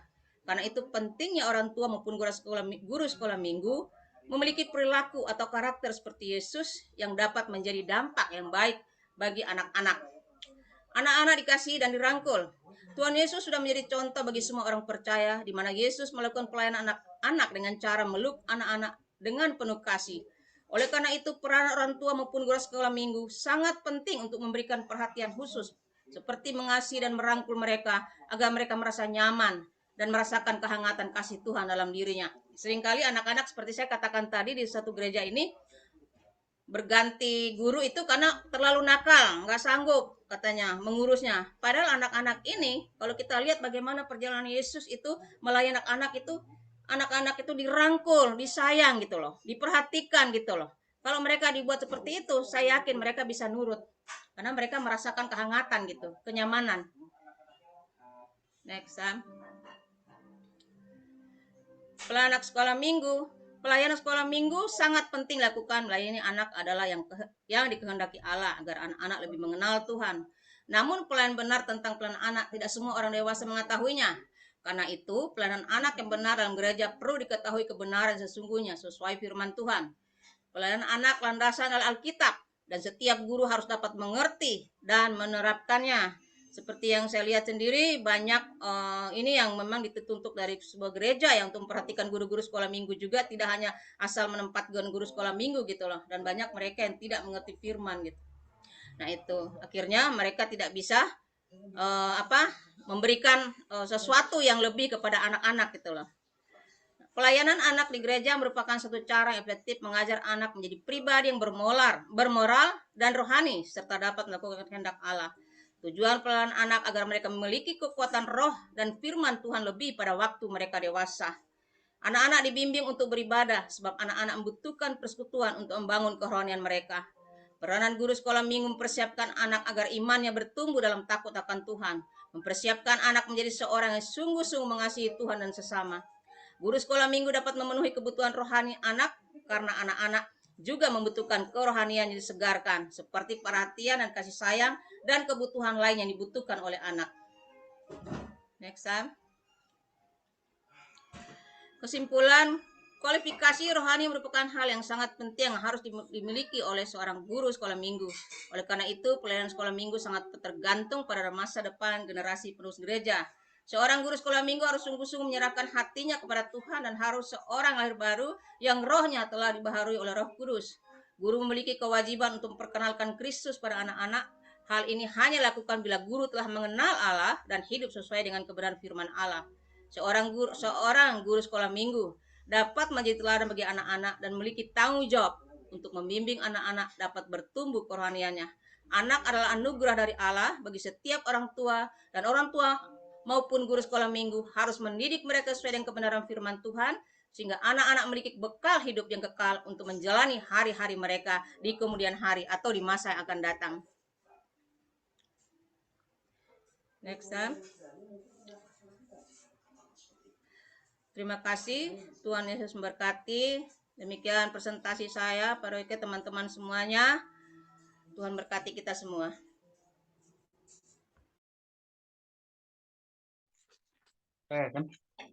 Ya, silakan Pak Tom.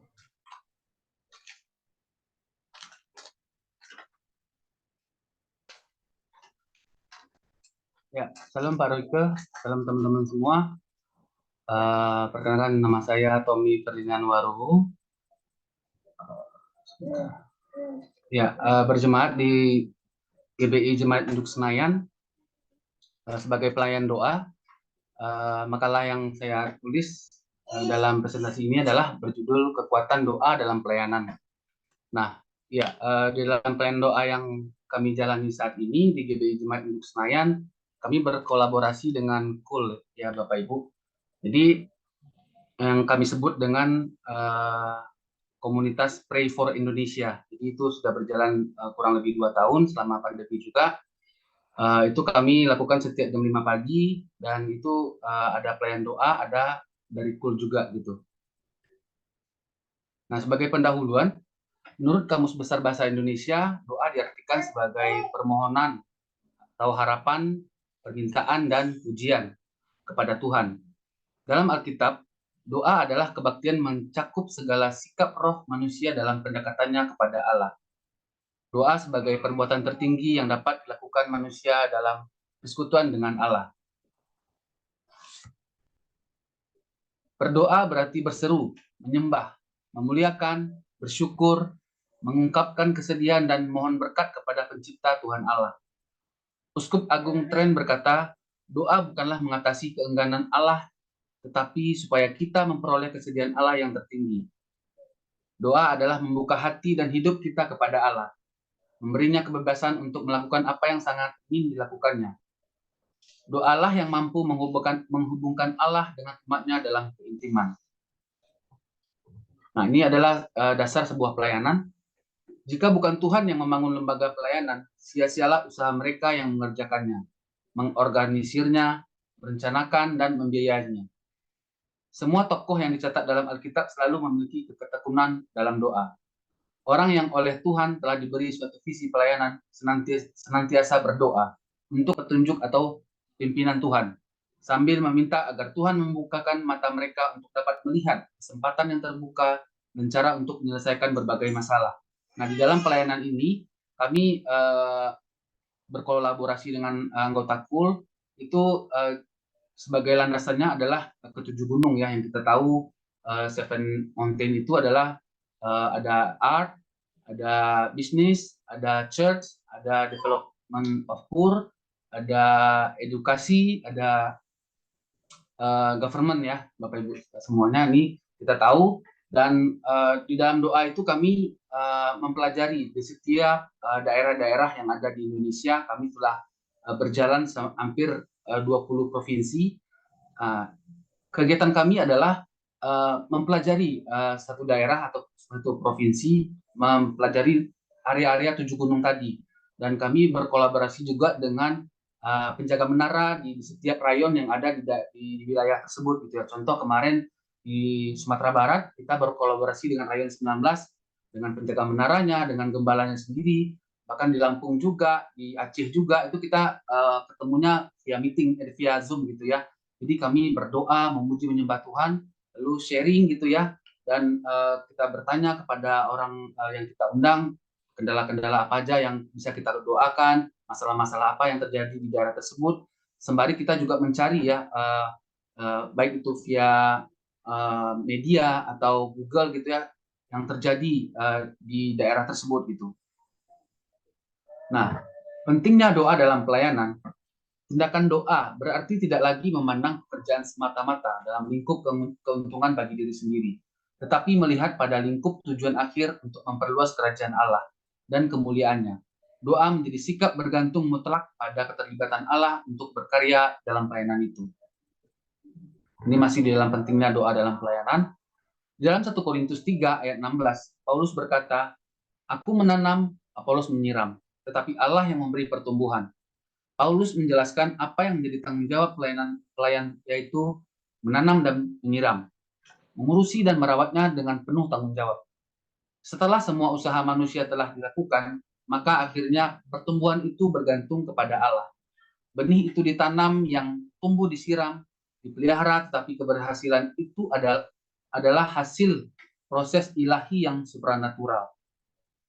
Jadi pertumbuhan dan keberhasilan itu berasal dari Allah dan bersifat supranatural.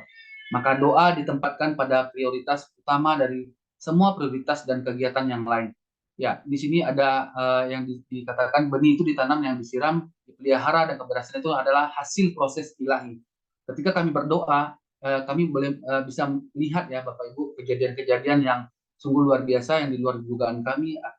Kami yakin itu adalah dari doa dan informasi yang kami dapatkan dari gereja-gereja lokal yang ada di daerah setempat gitu. Inilah tokoh doa dalam Alkitab. Kita tahu ya ada beberapa dan banyak, tapi saya mengambil hanya 4. Yesus memberikan teladan dalam keberhasilan pelayanannya yang memakai banyak waktu sepanjang malam untuk berdoa. Paulus berdoa siang dan malam menggumuli pelayanannya. Daniel telah menyisihkan waktunya yang sangat penting untuk berdoa 3 kali dalam sehari. Di dalam Daniel 6 ayat 11, doa Daud pada pagi, siang, dan malam hari tidak diragukan lagi setelah mengeluarkan banyak waktu yang sangat panjang. Ini ada 5 hal pentingnya kita berdoa. Poin yang pertama, berdoa merupakan perintah Allah. Melalui doa, Allah ingin bersekutu dengan kita. Melalui doa kita memelihara hubungan dengan Allah. Pemazmur berkata, carilah Tuhan dan kekuatannya, carilah wajahnya selalu. Ini terdapat ayat yang sama ya, saya juga baru sadar gitu dan baru tahu kalau ini sama, persis sama gitu. Mazmur 105 ayat 4 dan 1 Tawarik 16 ayat 11. Poin yang kedua, berdoa menempatkan Allah di atas segalanya. Doa yang sungguh-sungguh dengan iman dan berkeputusan menempatkan Allah di atas segalanya dalam seluruh aspek kehidupan kita, itulah yang akan menandakan kebergantungan kita kepada Allah dan mengakui Dia di atas segalanya. Yang ketiga, doa merupakan respon terhadap inisiatif Allah. Doa muncul dari fakta penyatuan diri kita ke dalam Kristus. Di dalam doa itu berarti melibatkan Allah, bahkan menjadikan Allah sebagai pelaku utama dalam menjalankan pelayanan itu sendiri. Sehingga memunculkan kesadaran iman bahwa pelayanan itu ada karena inisiatif Allah sendiri dan Allah lah yang akan berkarya di dalamnya. Poin yang keempat, dengan berdoa kita mengakui keberadaannya. Amsal 3 ayat 5-7 berkata, percayalah kepada Tuhan dengan segenap hatimu dan jangan bersandar kepada pengertianmu sendiri. Akuilah Dia dalam segala lakumu, maka Ia akan meluruskan jalanmu. Janganlah engkau menganggap dirimu sendiri bijak. Takutlah akan Tuhan dan jauhilah kejahatan. Poin yang kelima, dengan berdoa kita rela mengkoreksi diri sendiri. Hanya dengan mengkoreksi diri sendiri kita bisa bersikap jujur dalam pelayanan. Pemazmur dalam berdoanya berkata, selidikilah aku ya Allah dan kenalah hatiku. Ujilah aku dan kenalah pikiran-pikiranku. Lihatlah apakah jalanku serong dan tuntunlah aku di dalam jalan yang kekal. Ini terdapat di dalam Mazmur 139 ayat 23-24. Dan terakhir sebagai kesimpulan, keberhasilan suatu lembaga pelayanan tidak bisa lepas dari karya dan campur tangan Allah. Tidak bisa dicapai semata-mata karena usaha dan kebenaran manusia tanpa melibatkan Allah. Penguasaan akan teori kepemimpinan, kemampuan manajerial dalam pengelolaan lembaga pelayanan memang sangat diperlukan, tetapi itu tidaklah cukup. Akan menjadi sia-sia segala upaya yang dilakukan oleh manusia jika tidak mengikut sertakan Allah. Karena Allah lah yang membuat sebuah pelayanan itu menjadi berhasil. Maka pelaksanaan pelayanan itu harus memiliki hubungan yang kuat dengan Allah. Selain itu, doa adalah tanda dari spiritualitas seseorang yang selalu bergantung mutlak kepada Allah. Jadi, doa adalah faktor penting yang sangat menentukan kuasa dan keberhasilan dalam pelayanan. Itu aja presentasi dari saya. Terima kasih. Tuhan Yesus memberkati. Ya, presentasi selanjutnya akan dibawakan oleh Bu Yunita ya. Silahkan Bu Yunita. Shalom Paroike, shalom teman-teman. Perkenalkan, saya Yunita. Terima kasih untuk waktu yang diberikan. Di sini saya akan mempresentasikan tentang pelayanan saya di pelayanan pendoa syafaat dengan perspektif pastoral di GBI Sukawarna Aruna 3 Bandung. Boleh next, Kasem? Ya, sebagai pendahuluan, gereja sebagai wadah dalam kehidupan persekutuan memiliki peranan penting dalam menumbuh kembangkan iman Kristiani tiap-tiap pribadi jemaatnya. Peran gereja sebagai wadah yang hadir di bumi untuk dapat membawa misi keselamatan dan untuk menyampaikan kabar baik kepada semua orang haruslah menjadi perhatian utama dalam kehidupan pelayanan dan persekutuan. Dalam hal ini, terdapat upaya dari gereja yang dituangkan melalui sebuah organisasi atau kelompok kerja untuk mendampingi jemaat secara khusus. Upaya ini disebut dengan pelayanan komisi doa. Pelayanan komisi doa sebagai sarana juga dalam membantu pelayanan pastoral kepada jemaat. Next. Ya, sebagai pendahuluan ini batasan masalahnya menyadari bahwa ruang lingkup pelayanan pastoral cukup luas, maka penulis membatasi penulisan makalah ini dalam ruang lingkup peran komisi doa dan pendoa syafaat di dalam sebuah kelompok jemaat yang berfungsi untuk membantu tugas pelayanan pastoral dengan memberdayakan warga jemaat. Tujuannya di sini saya mendeskripsikan bentuk-bentuk pelayanan komisi doa di GBI Sukawarna Bandung cabang Aruna 3 dalam perspektif pastoral. Next, Kak. Ya, sebelumnya kita ini pengertian gereja. Apa itu gereja? Gereja berasal dari istilah Yunani yaitu eklesia. Berarti pertemuan atau sidang jemaat yang dipahami sebagai tempat bertemunya masyarakat beragama atau yang biasa kita sebut jemaat Allah. Boleh next, Kak? Ya. Pengertian pastoral. Apa itu pastoral? Pastoral adalah kegiatan yang dilakukan untuk mencari dan mengunjungi anggota jemaat satu persatu, terutama yang sedang bergumul dengan persoalan-persoalan yang menghimpitnya.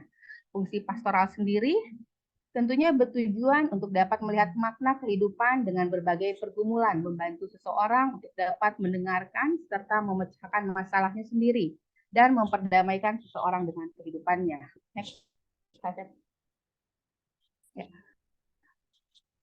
Bentuk pelayanan komisi doa dengan perspektif pastoral. Pembentukan komisi doa untuk mendoakan jemaat yang bergumul dan untuk membantu jemaat tersebut juga untuk membangun relasi dengan Tuhan, bahkan merasakan kehadiran Tuhan di dalam kehidupannya.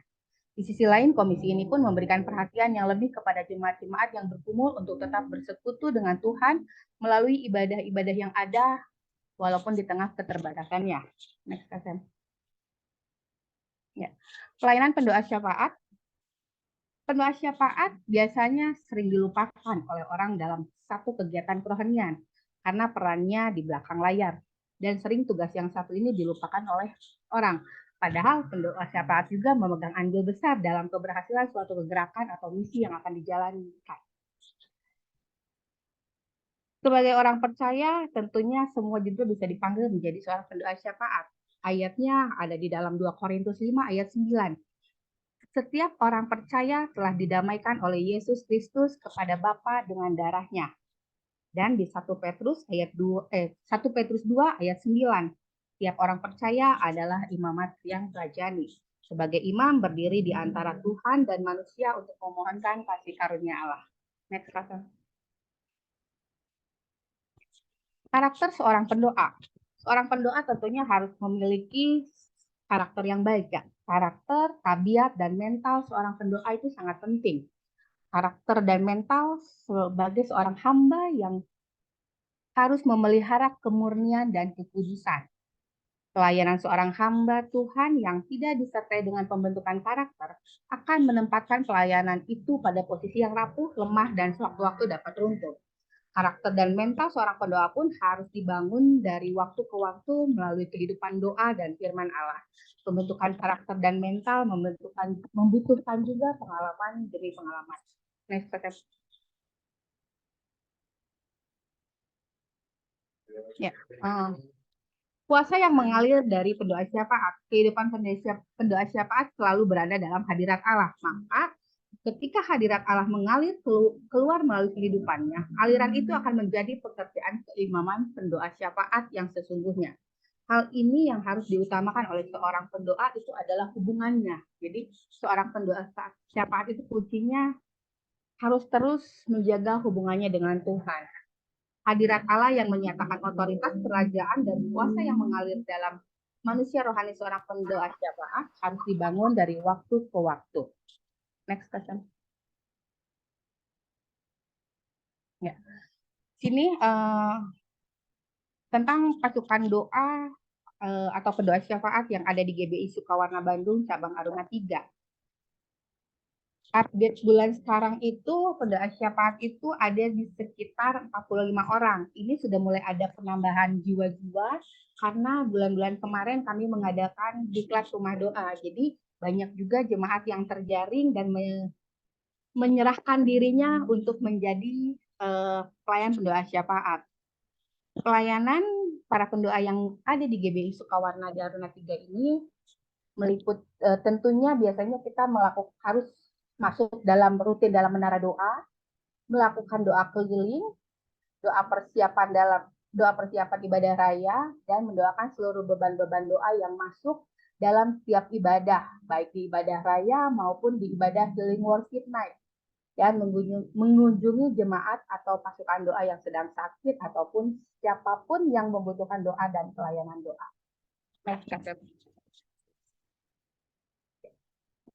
Persiapan menjadi pasukan doa. Tentunya setiap pasukan doa harus bisa melatih diri untuk berdoa dan berpuasa, melatih diri untuk membaca dan merenungkan firman Tuhan setiap hari, melatih diri untuk tetap bersekutu dan beribadah, melatih diri untuk bersaksi, dan melatih diri untuk taat dan mendisiplinkan tubuh sehingga kita dapat menguasainya.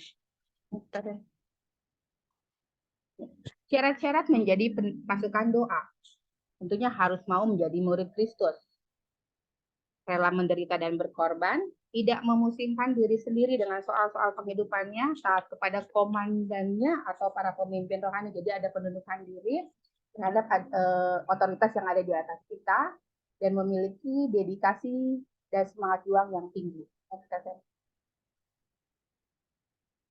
Ya. Bentuk pelayanan komisi doa dan pasukan doa saat ini yang berjalan. Ini ada menara doa 24 jam. Mengikuti menara doa online yang sekarang berjalan itu ada di menara doa online ICC dan FPT. Melakukan doa keliling, kubu doa di ibadah raya, kunjungan kepada yang sakit, juga mengadakan diklat rumah doa. Ya, sebagai kesimpulan, gereja merupakan sebuah wadah yang seharusnya aktif untuk dapat menjangkau seluruh jemaatnya agar dapat merasakan kehadiran Allah di tengah-tengah kehidupannya. Kehadiran gereja dinyatakan melalui tindakan, yaitu berjalan, bergumul, bermusyawarah, bekerja, dan berbuat, serta mempunyai pengalaman bersama dalam mengisi persekutuan untuk melayani dan bersaksi. Pelayanan pendoa adalah pelayanan secara roh, sehingga jarang terlihat tapi berdampak nyata. Tujuannya memang bukan untuk tampil di mimbar, akan tetapi untuk menghasilkan sesuatu yang dampaknya bisa dirasakan dan diterima banyak orang, dan harus memiliki dan tetap memiliki motivasi yang murni di hadapan Tuhan. Seorang pendoa harus terlatih dalam hubungan pribadinya dengan Tuhan agar punya kekuatan roh dan punya kehidupan yang berintegritas. Komisi doa atau departemen doa bekerja untuk dapat memenuhi kebutuhan jemaat yang membutuhkan peran gereja di dalam penguatan iman mereka. Ya, ini sebagai referensi di sini saya juga melakukan sebuah wawancara dengan Kabid Departemen Doa langsung. Next, kan? Ya, terima kasih. Tuhan Yesus memberkati.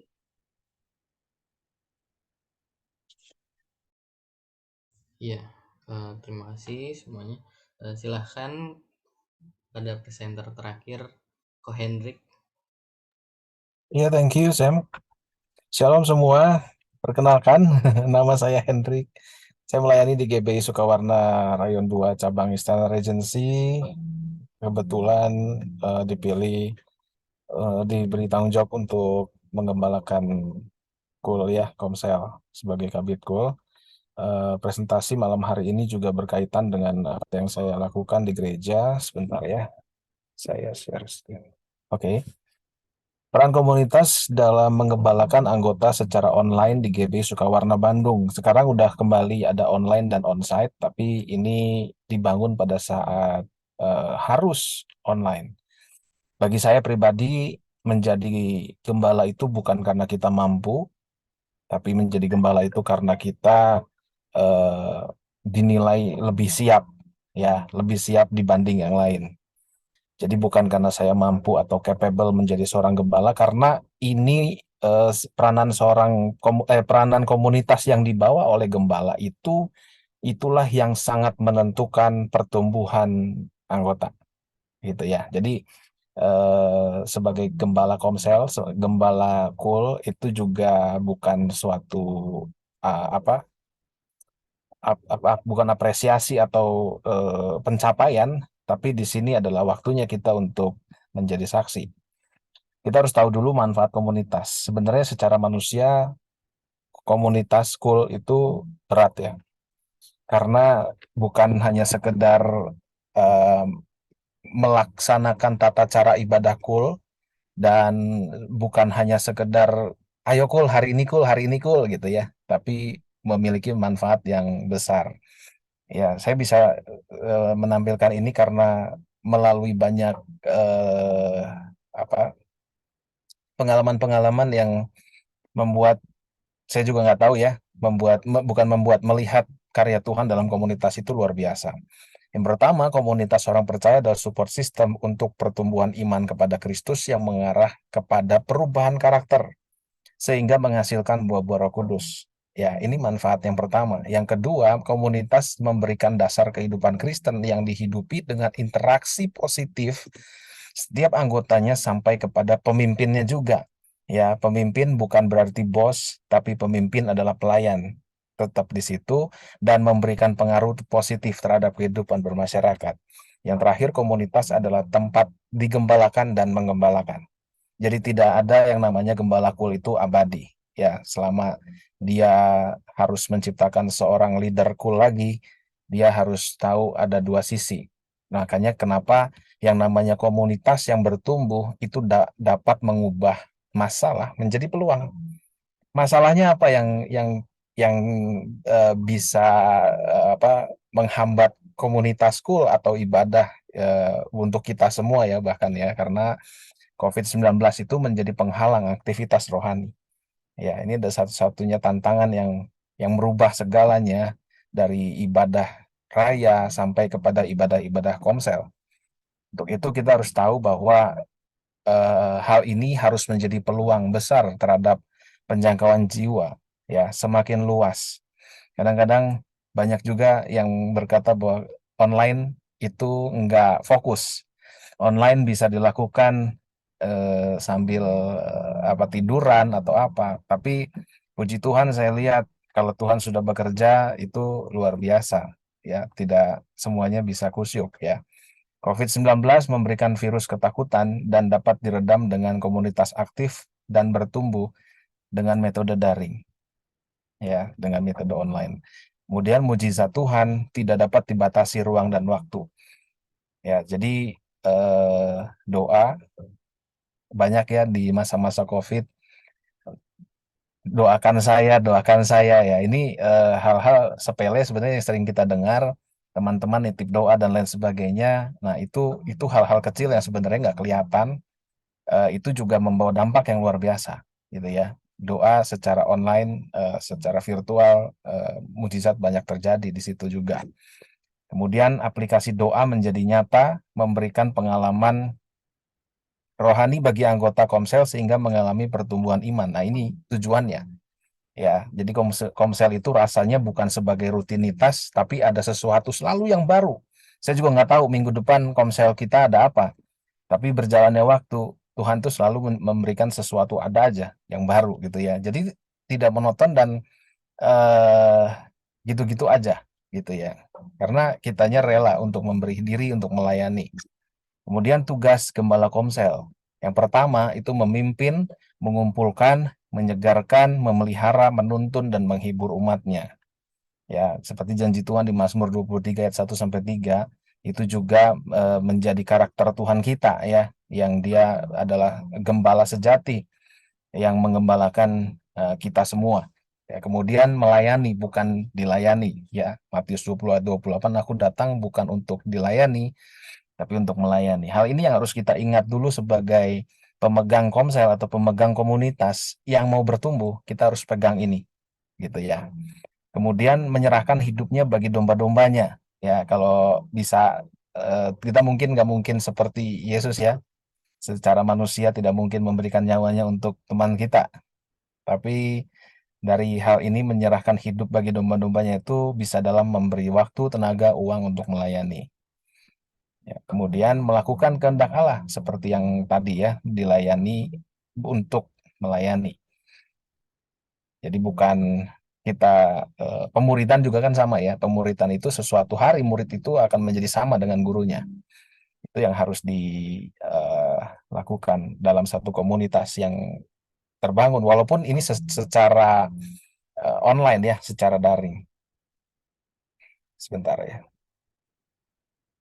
Oke, pengertian pengembalaan menurut para ahli yang pertama, Bonstone, pengembalaan adalah mencari, mengunjungi anggota jemaat satu persatu, mengabarkan firman Allah pada mereka dalam situasi hidup mereka, melayani mereka sama seperti sekitarnya.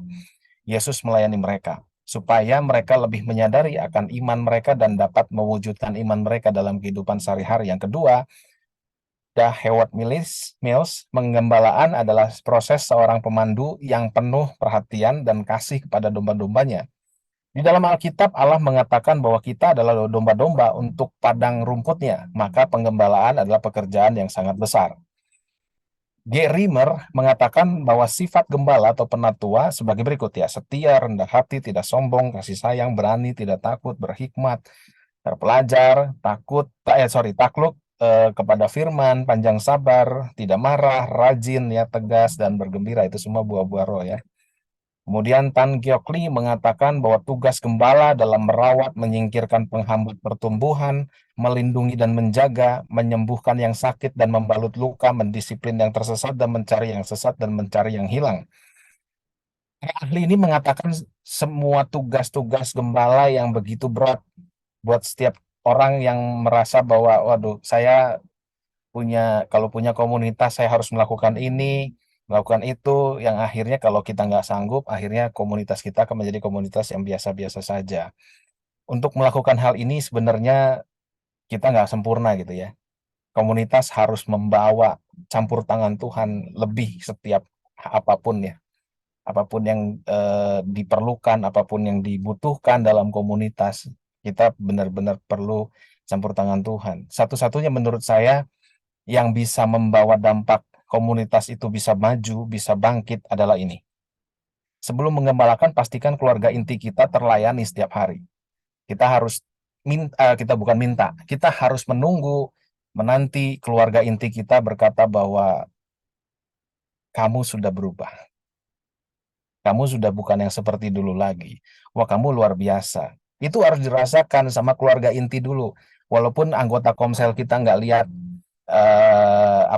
pelayanan kita kepada orang tua, pelayanan kita kepada suami, pelayanan kita kepada istri, kan orang Komsel kita nggak lihat. Tapi yang bisa kelihatan adalah esensi kita pada saat melayani karena kita terbiasa melayani dalam keluarga inti. Itu akan terbawa bawaan kita gitu ya kepada komunitas yang akhirnya komunitas itu akan terbawa dengan sendirinya karena Tuhan sendiri yang memberi pertumbuhan tadi seperti Pak Tommy ya yang Paulus bilang aku menanam Apolos menyiram dan Tuhan yang memberi pertumbuhan itu benar-benar rahasia pertumbuhan Komsel. Makanya yang Gembala Komsel itu bukan suatu pencapaian sebenarnya, tapi adalah suatu panggilan pada saat kita dipercaya menjadi seorang gembala untuk mengembalakan Komsel walaupun secara online, walaupun secara onsite juga, itu adalah kesiapan kita karena kita memilih keputusan untuk melayani Tuhan. Seperti itu. Jadi demikianlah peranan komunitas yang melayani akan berdampak besar bagi pertumbuhan iman anggota sekalipun dengan metode daring. God bless you. Kurang lebih seperti itu presentasi saya. Terima kasih.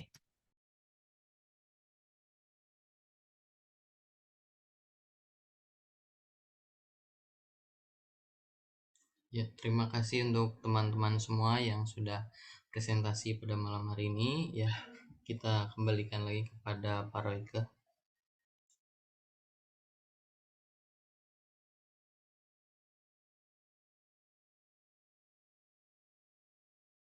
Baik, semua sudah kebagian ya untuk presentasinya. Ya, secara umum saya melihat memang saya bisa katakan baik ya, semuanya bisa menguasai materi dan menyusunnya cukup baik ya. Nah, mungkin di 9 presenter malam ini mungkin ada yang mau bertanya, saya kasih kesempatan dulu. Ada yang mau menyampaikan pertanyaan mungkin? Pak Elman?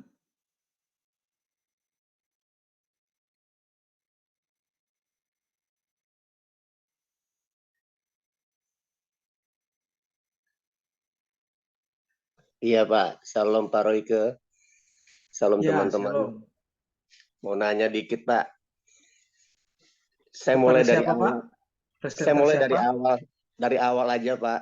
Yang pertama tadi kan Pak Ketua yang mulai Pak ya. Pak Ketua Hiu Pak. Oh ya. Iya. Tadi saya dengar, saya ngikutin sedikit ya, walaupun nggak begitu mendalam, tapi saya lihat kelihatannya nggak spesifik di suatu gereja ya, penelitian Pak Ketua tadi ya. Sepertinya masalah keluarga secara umum, gereja terpisah dengan keluarga. Hanya di saat-saat terakhir aja gereja baru disebutkan di situ, tapi gereja mana tidak kelihatan gereja mana ada penerapan keluarga itu dari awal pernikahan BPN ya, bimbingan pranikah sampai dengan sudah menjadi suatu keluarga.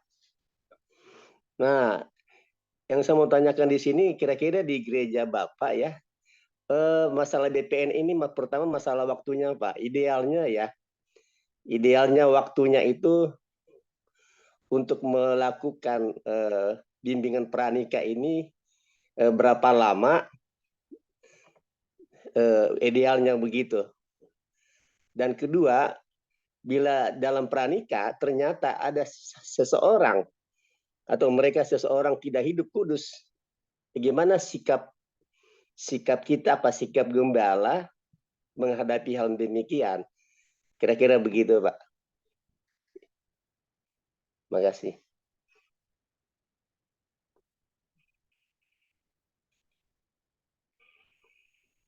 Ya. Silakan Pak, siapa ya? Pak Hiu ya? Ada orangnya? Iya, Pak Hiu, Pak. Terlempar ya, sepertinya.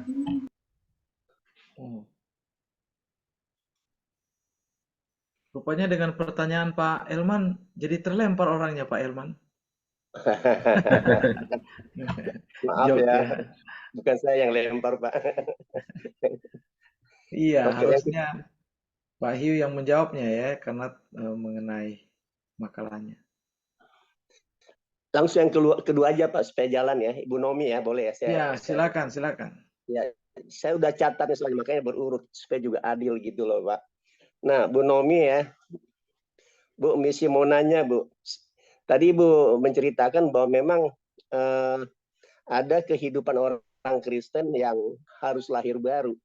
Nah, bagaimana menghadapi ya gereja ya kekristenan yang tidak menekankan untuk lahir baru? Itu sesuatu indikator yang baik bagi seorang Kristen gitu. Bagaimana kira-kira untuk menghadapi orang-orang demikian? Jadi tidak lahir baru tapi dianggap yang penting hidup kudus, hidup sesuai dengan keinginan Allah. Tapi di kita khusus di Pentakosta ya, lahir baru itu ya sesuatu yang mutlak gitu. Ada pembaptisan air ya, penyelaman. Nah, bagaimana menghadapi gereja-gereja yang tidak menerapkan hal yang lahir baru? Gimana kira-kira menurut Bu Nomi? Makasih Bu. Bajak langsung jawab langsung ya Pak Eman. Gini, menurut saya sih suatu hal kewajiban ya, menurut pemahaman kita bahwa kita orang Kristen adalah harus lahir baru. Setelah lahir baru itu ada pembaptisan pastinya, gitu ya kan? Nah, sebetulnya apa sih kekristenan itu bagi kita? Kita aja di dalam sini. Kekristenan itu apa? Kekristenan itu, menurut pemahaman saya atau yang saya rasakan, kekristenan itu adalah suatu perubahan hidup dari buruk ke benar.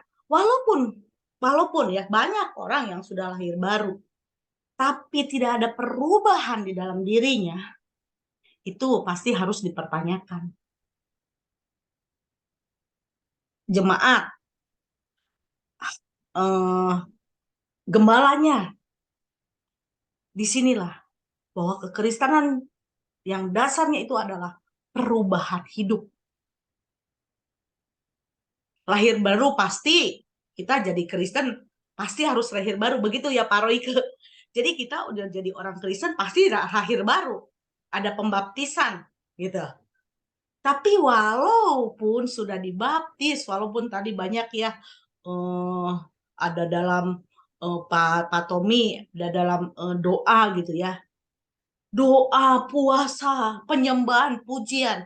Tapi kalau dia tidak ada perubahan dalam kehidupan sehari-hari, bagaimana orang akan menilai kita ada di dalam Kristus? Ada Kristus, ada Roh Kudus. Itu dia kadang-kadang apalah, bawa firman oke, pujian penyembahan oke, hidup rumah tangga di rumah dar der dor. Jadi perubahan hidup itu yang harus ditekankan ke kita pribadi masing-masing. Sebetulnya itu Pak landasannya Pak. Jadi kalaupun kembali lagi tadi lahir baru ya, lahir baru memang harus lahir baru pasti. Itu suatu keharusan menjadi orang Kristen. Dimateraikan gitu. Disahkan gitu lahir baru itu. Tapi setelah lahir baru kita bekerja sama. Kita harus berubah total. Tidak gampang loh jadi Kristen itu. Betul ya Pak Royke. Di sini banyak hamba Tuhan. Tidak gampang. Pasti itu diserang dari mana-mana. Tapi kita tetap percaya. Kalau kita mau berubah, pasti Roh Kudus akan buat kita berubah. Pelan, tapi pasti. Amin. Itu aja.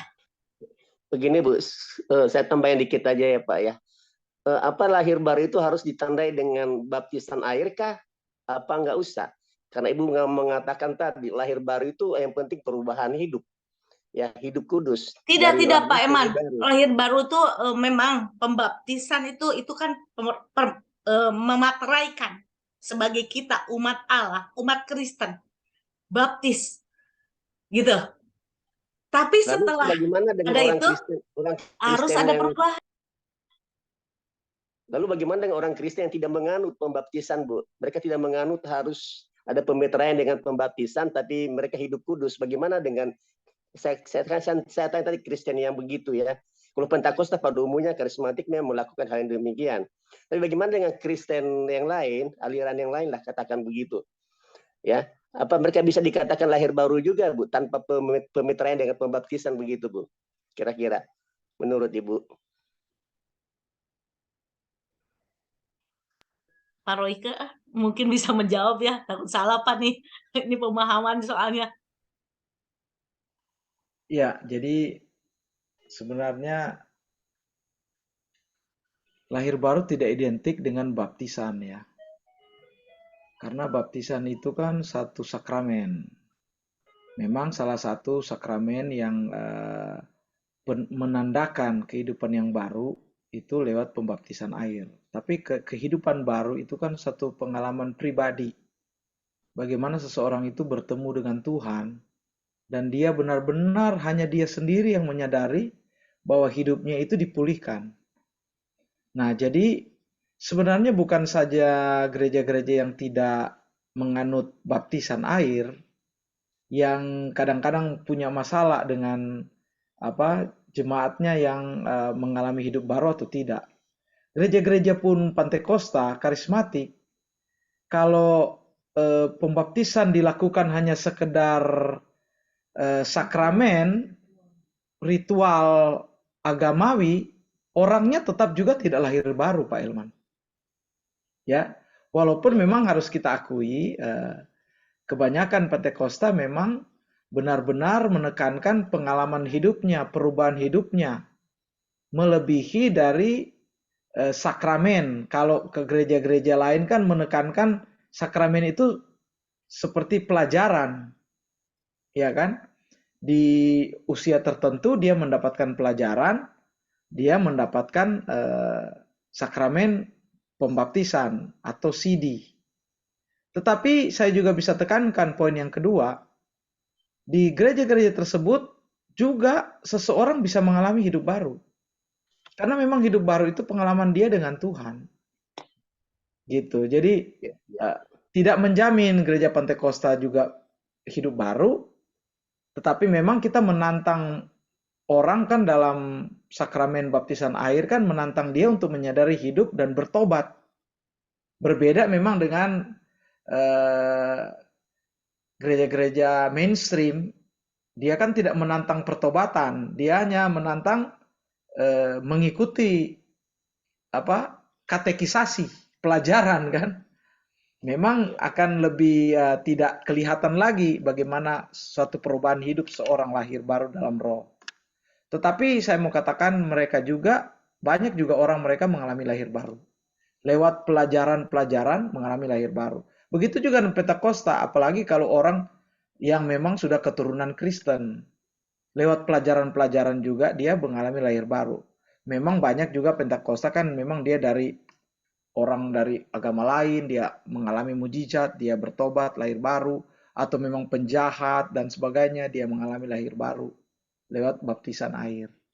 Ya, jadi itu saja yang dapat saya tambahkan. Iya. Tapi Makasih, memang Pak. Jadi sesuai dengan tata gereja masing-masing ya, Pak. ya, tata gereja masing-masing, tapi bisa juga tidak menjamin juga Pentakosta. Tapi di mainstream juga bisa mengalami hidup baru kalau dia bertemu, memang dia menyadari hidupnya bertemu dengan Tuhan. Ya, oke. Saya rasa waktunya sudah selesai ya. Nanti kita ketemu lagi, nanti saya akan kirimkan soal untuk UAS, dan jika memang harus kita bertemu lagi, paling terakhir minggu depan hari Kamis seperti ini. Ya. Tapi kalau sudah tidak perlu kita bertemu di hari Kamis, cukup UAS saya akan kirimkan di grup. Ya. Jadi anggaplah kita pertemuan ini adalah pertemuan terakhir ya di semester ini. Nanti saya akan kirimkan di grup UAS-nya, lalu nanti Bapak Ibu dapat memberikan jawabannya. Saya akan kasih waktu misalnya dari jam berapa sampai jam berapa untuk dikerjakan, dan saya tunggu untuk dikirimkan kembali di email saya. Ya, jadi jangan ada yang meninggalkan grup ya sebelum waktunya nanti. Oke, saya rasa cukup sekian aja dulu pertemuan kita. Saya serahkan ke ketua atau yang bertugas untuk menutup kelas kita malam ini. Jangan lupa difoto ya. Silakan. Iya. Silakan Ko Henry. Ya, mari kita tutup dalam doa. Bapak, terima kasih kami boleh menyelesaikan kelas malam hari ini, Tuhan. Kelas yang pertama, kami bersyukur buat penyertaan pimpinan Tuhan, anugerah Tuhan buat setiap kami yang presentasi hari ini. Dan kami boleh menyelesaikan semester 4 dengan baik. Dan kami akan mengerjakan UAS, Tuhan. Biar kiranya Tuhan juga sertai, beri kami hikmat, beri kami pengetahuan, Tuhan, sehingga apa yang sudah kami dapat itu boleh menjadi berkat buat setiap kami. Terima kasih buat dosen kami, Pak Royke, Tuhan berkati, urapi dalam pekerjaan, dalam pelayanan, dalam kehidupan rumah tangganya, kesehatan, Tuhan berkati, Tuhan jamah, biar kiranya apa yang terbaik, Tuhan curah kepada Pak Royke. Terima kasih Tuhan, hanya di dalam nama-Mu kami berdoa, mengucap syukur, haleluya, amin. Thank you, Pak Royke. Amin. Terima kasih Pak Royke. Terima kasih ya. Semuanya sukses. Malam, Pak. Tuhan berkati. Selamat malam, Pak. Semester 4 selamat. Mari kita telepon.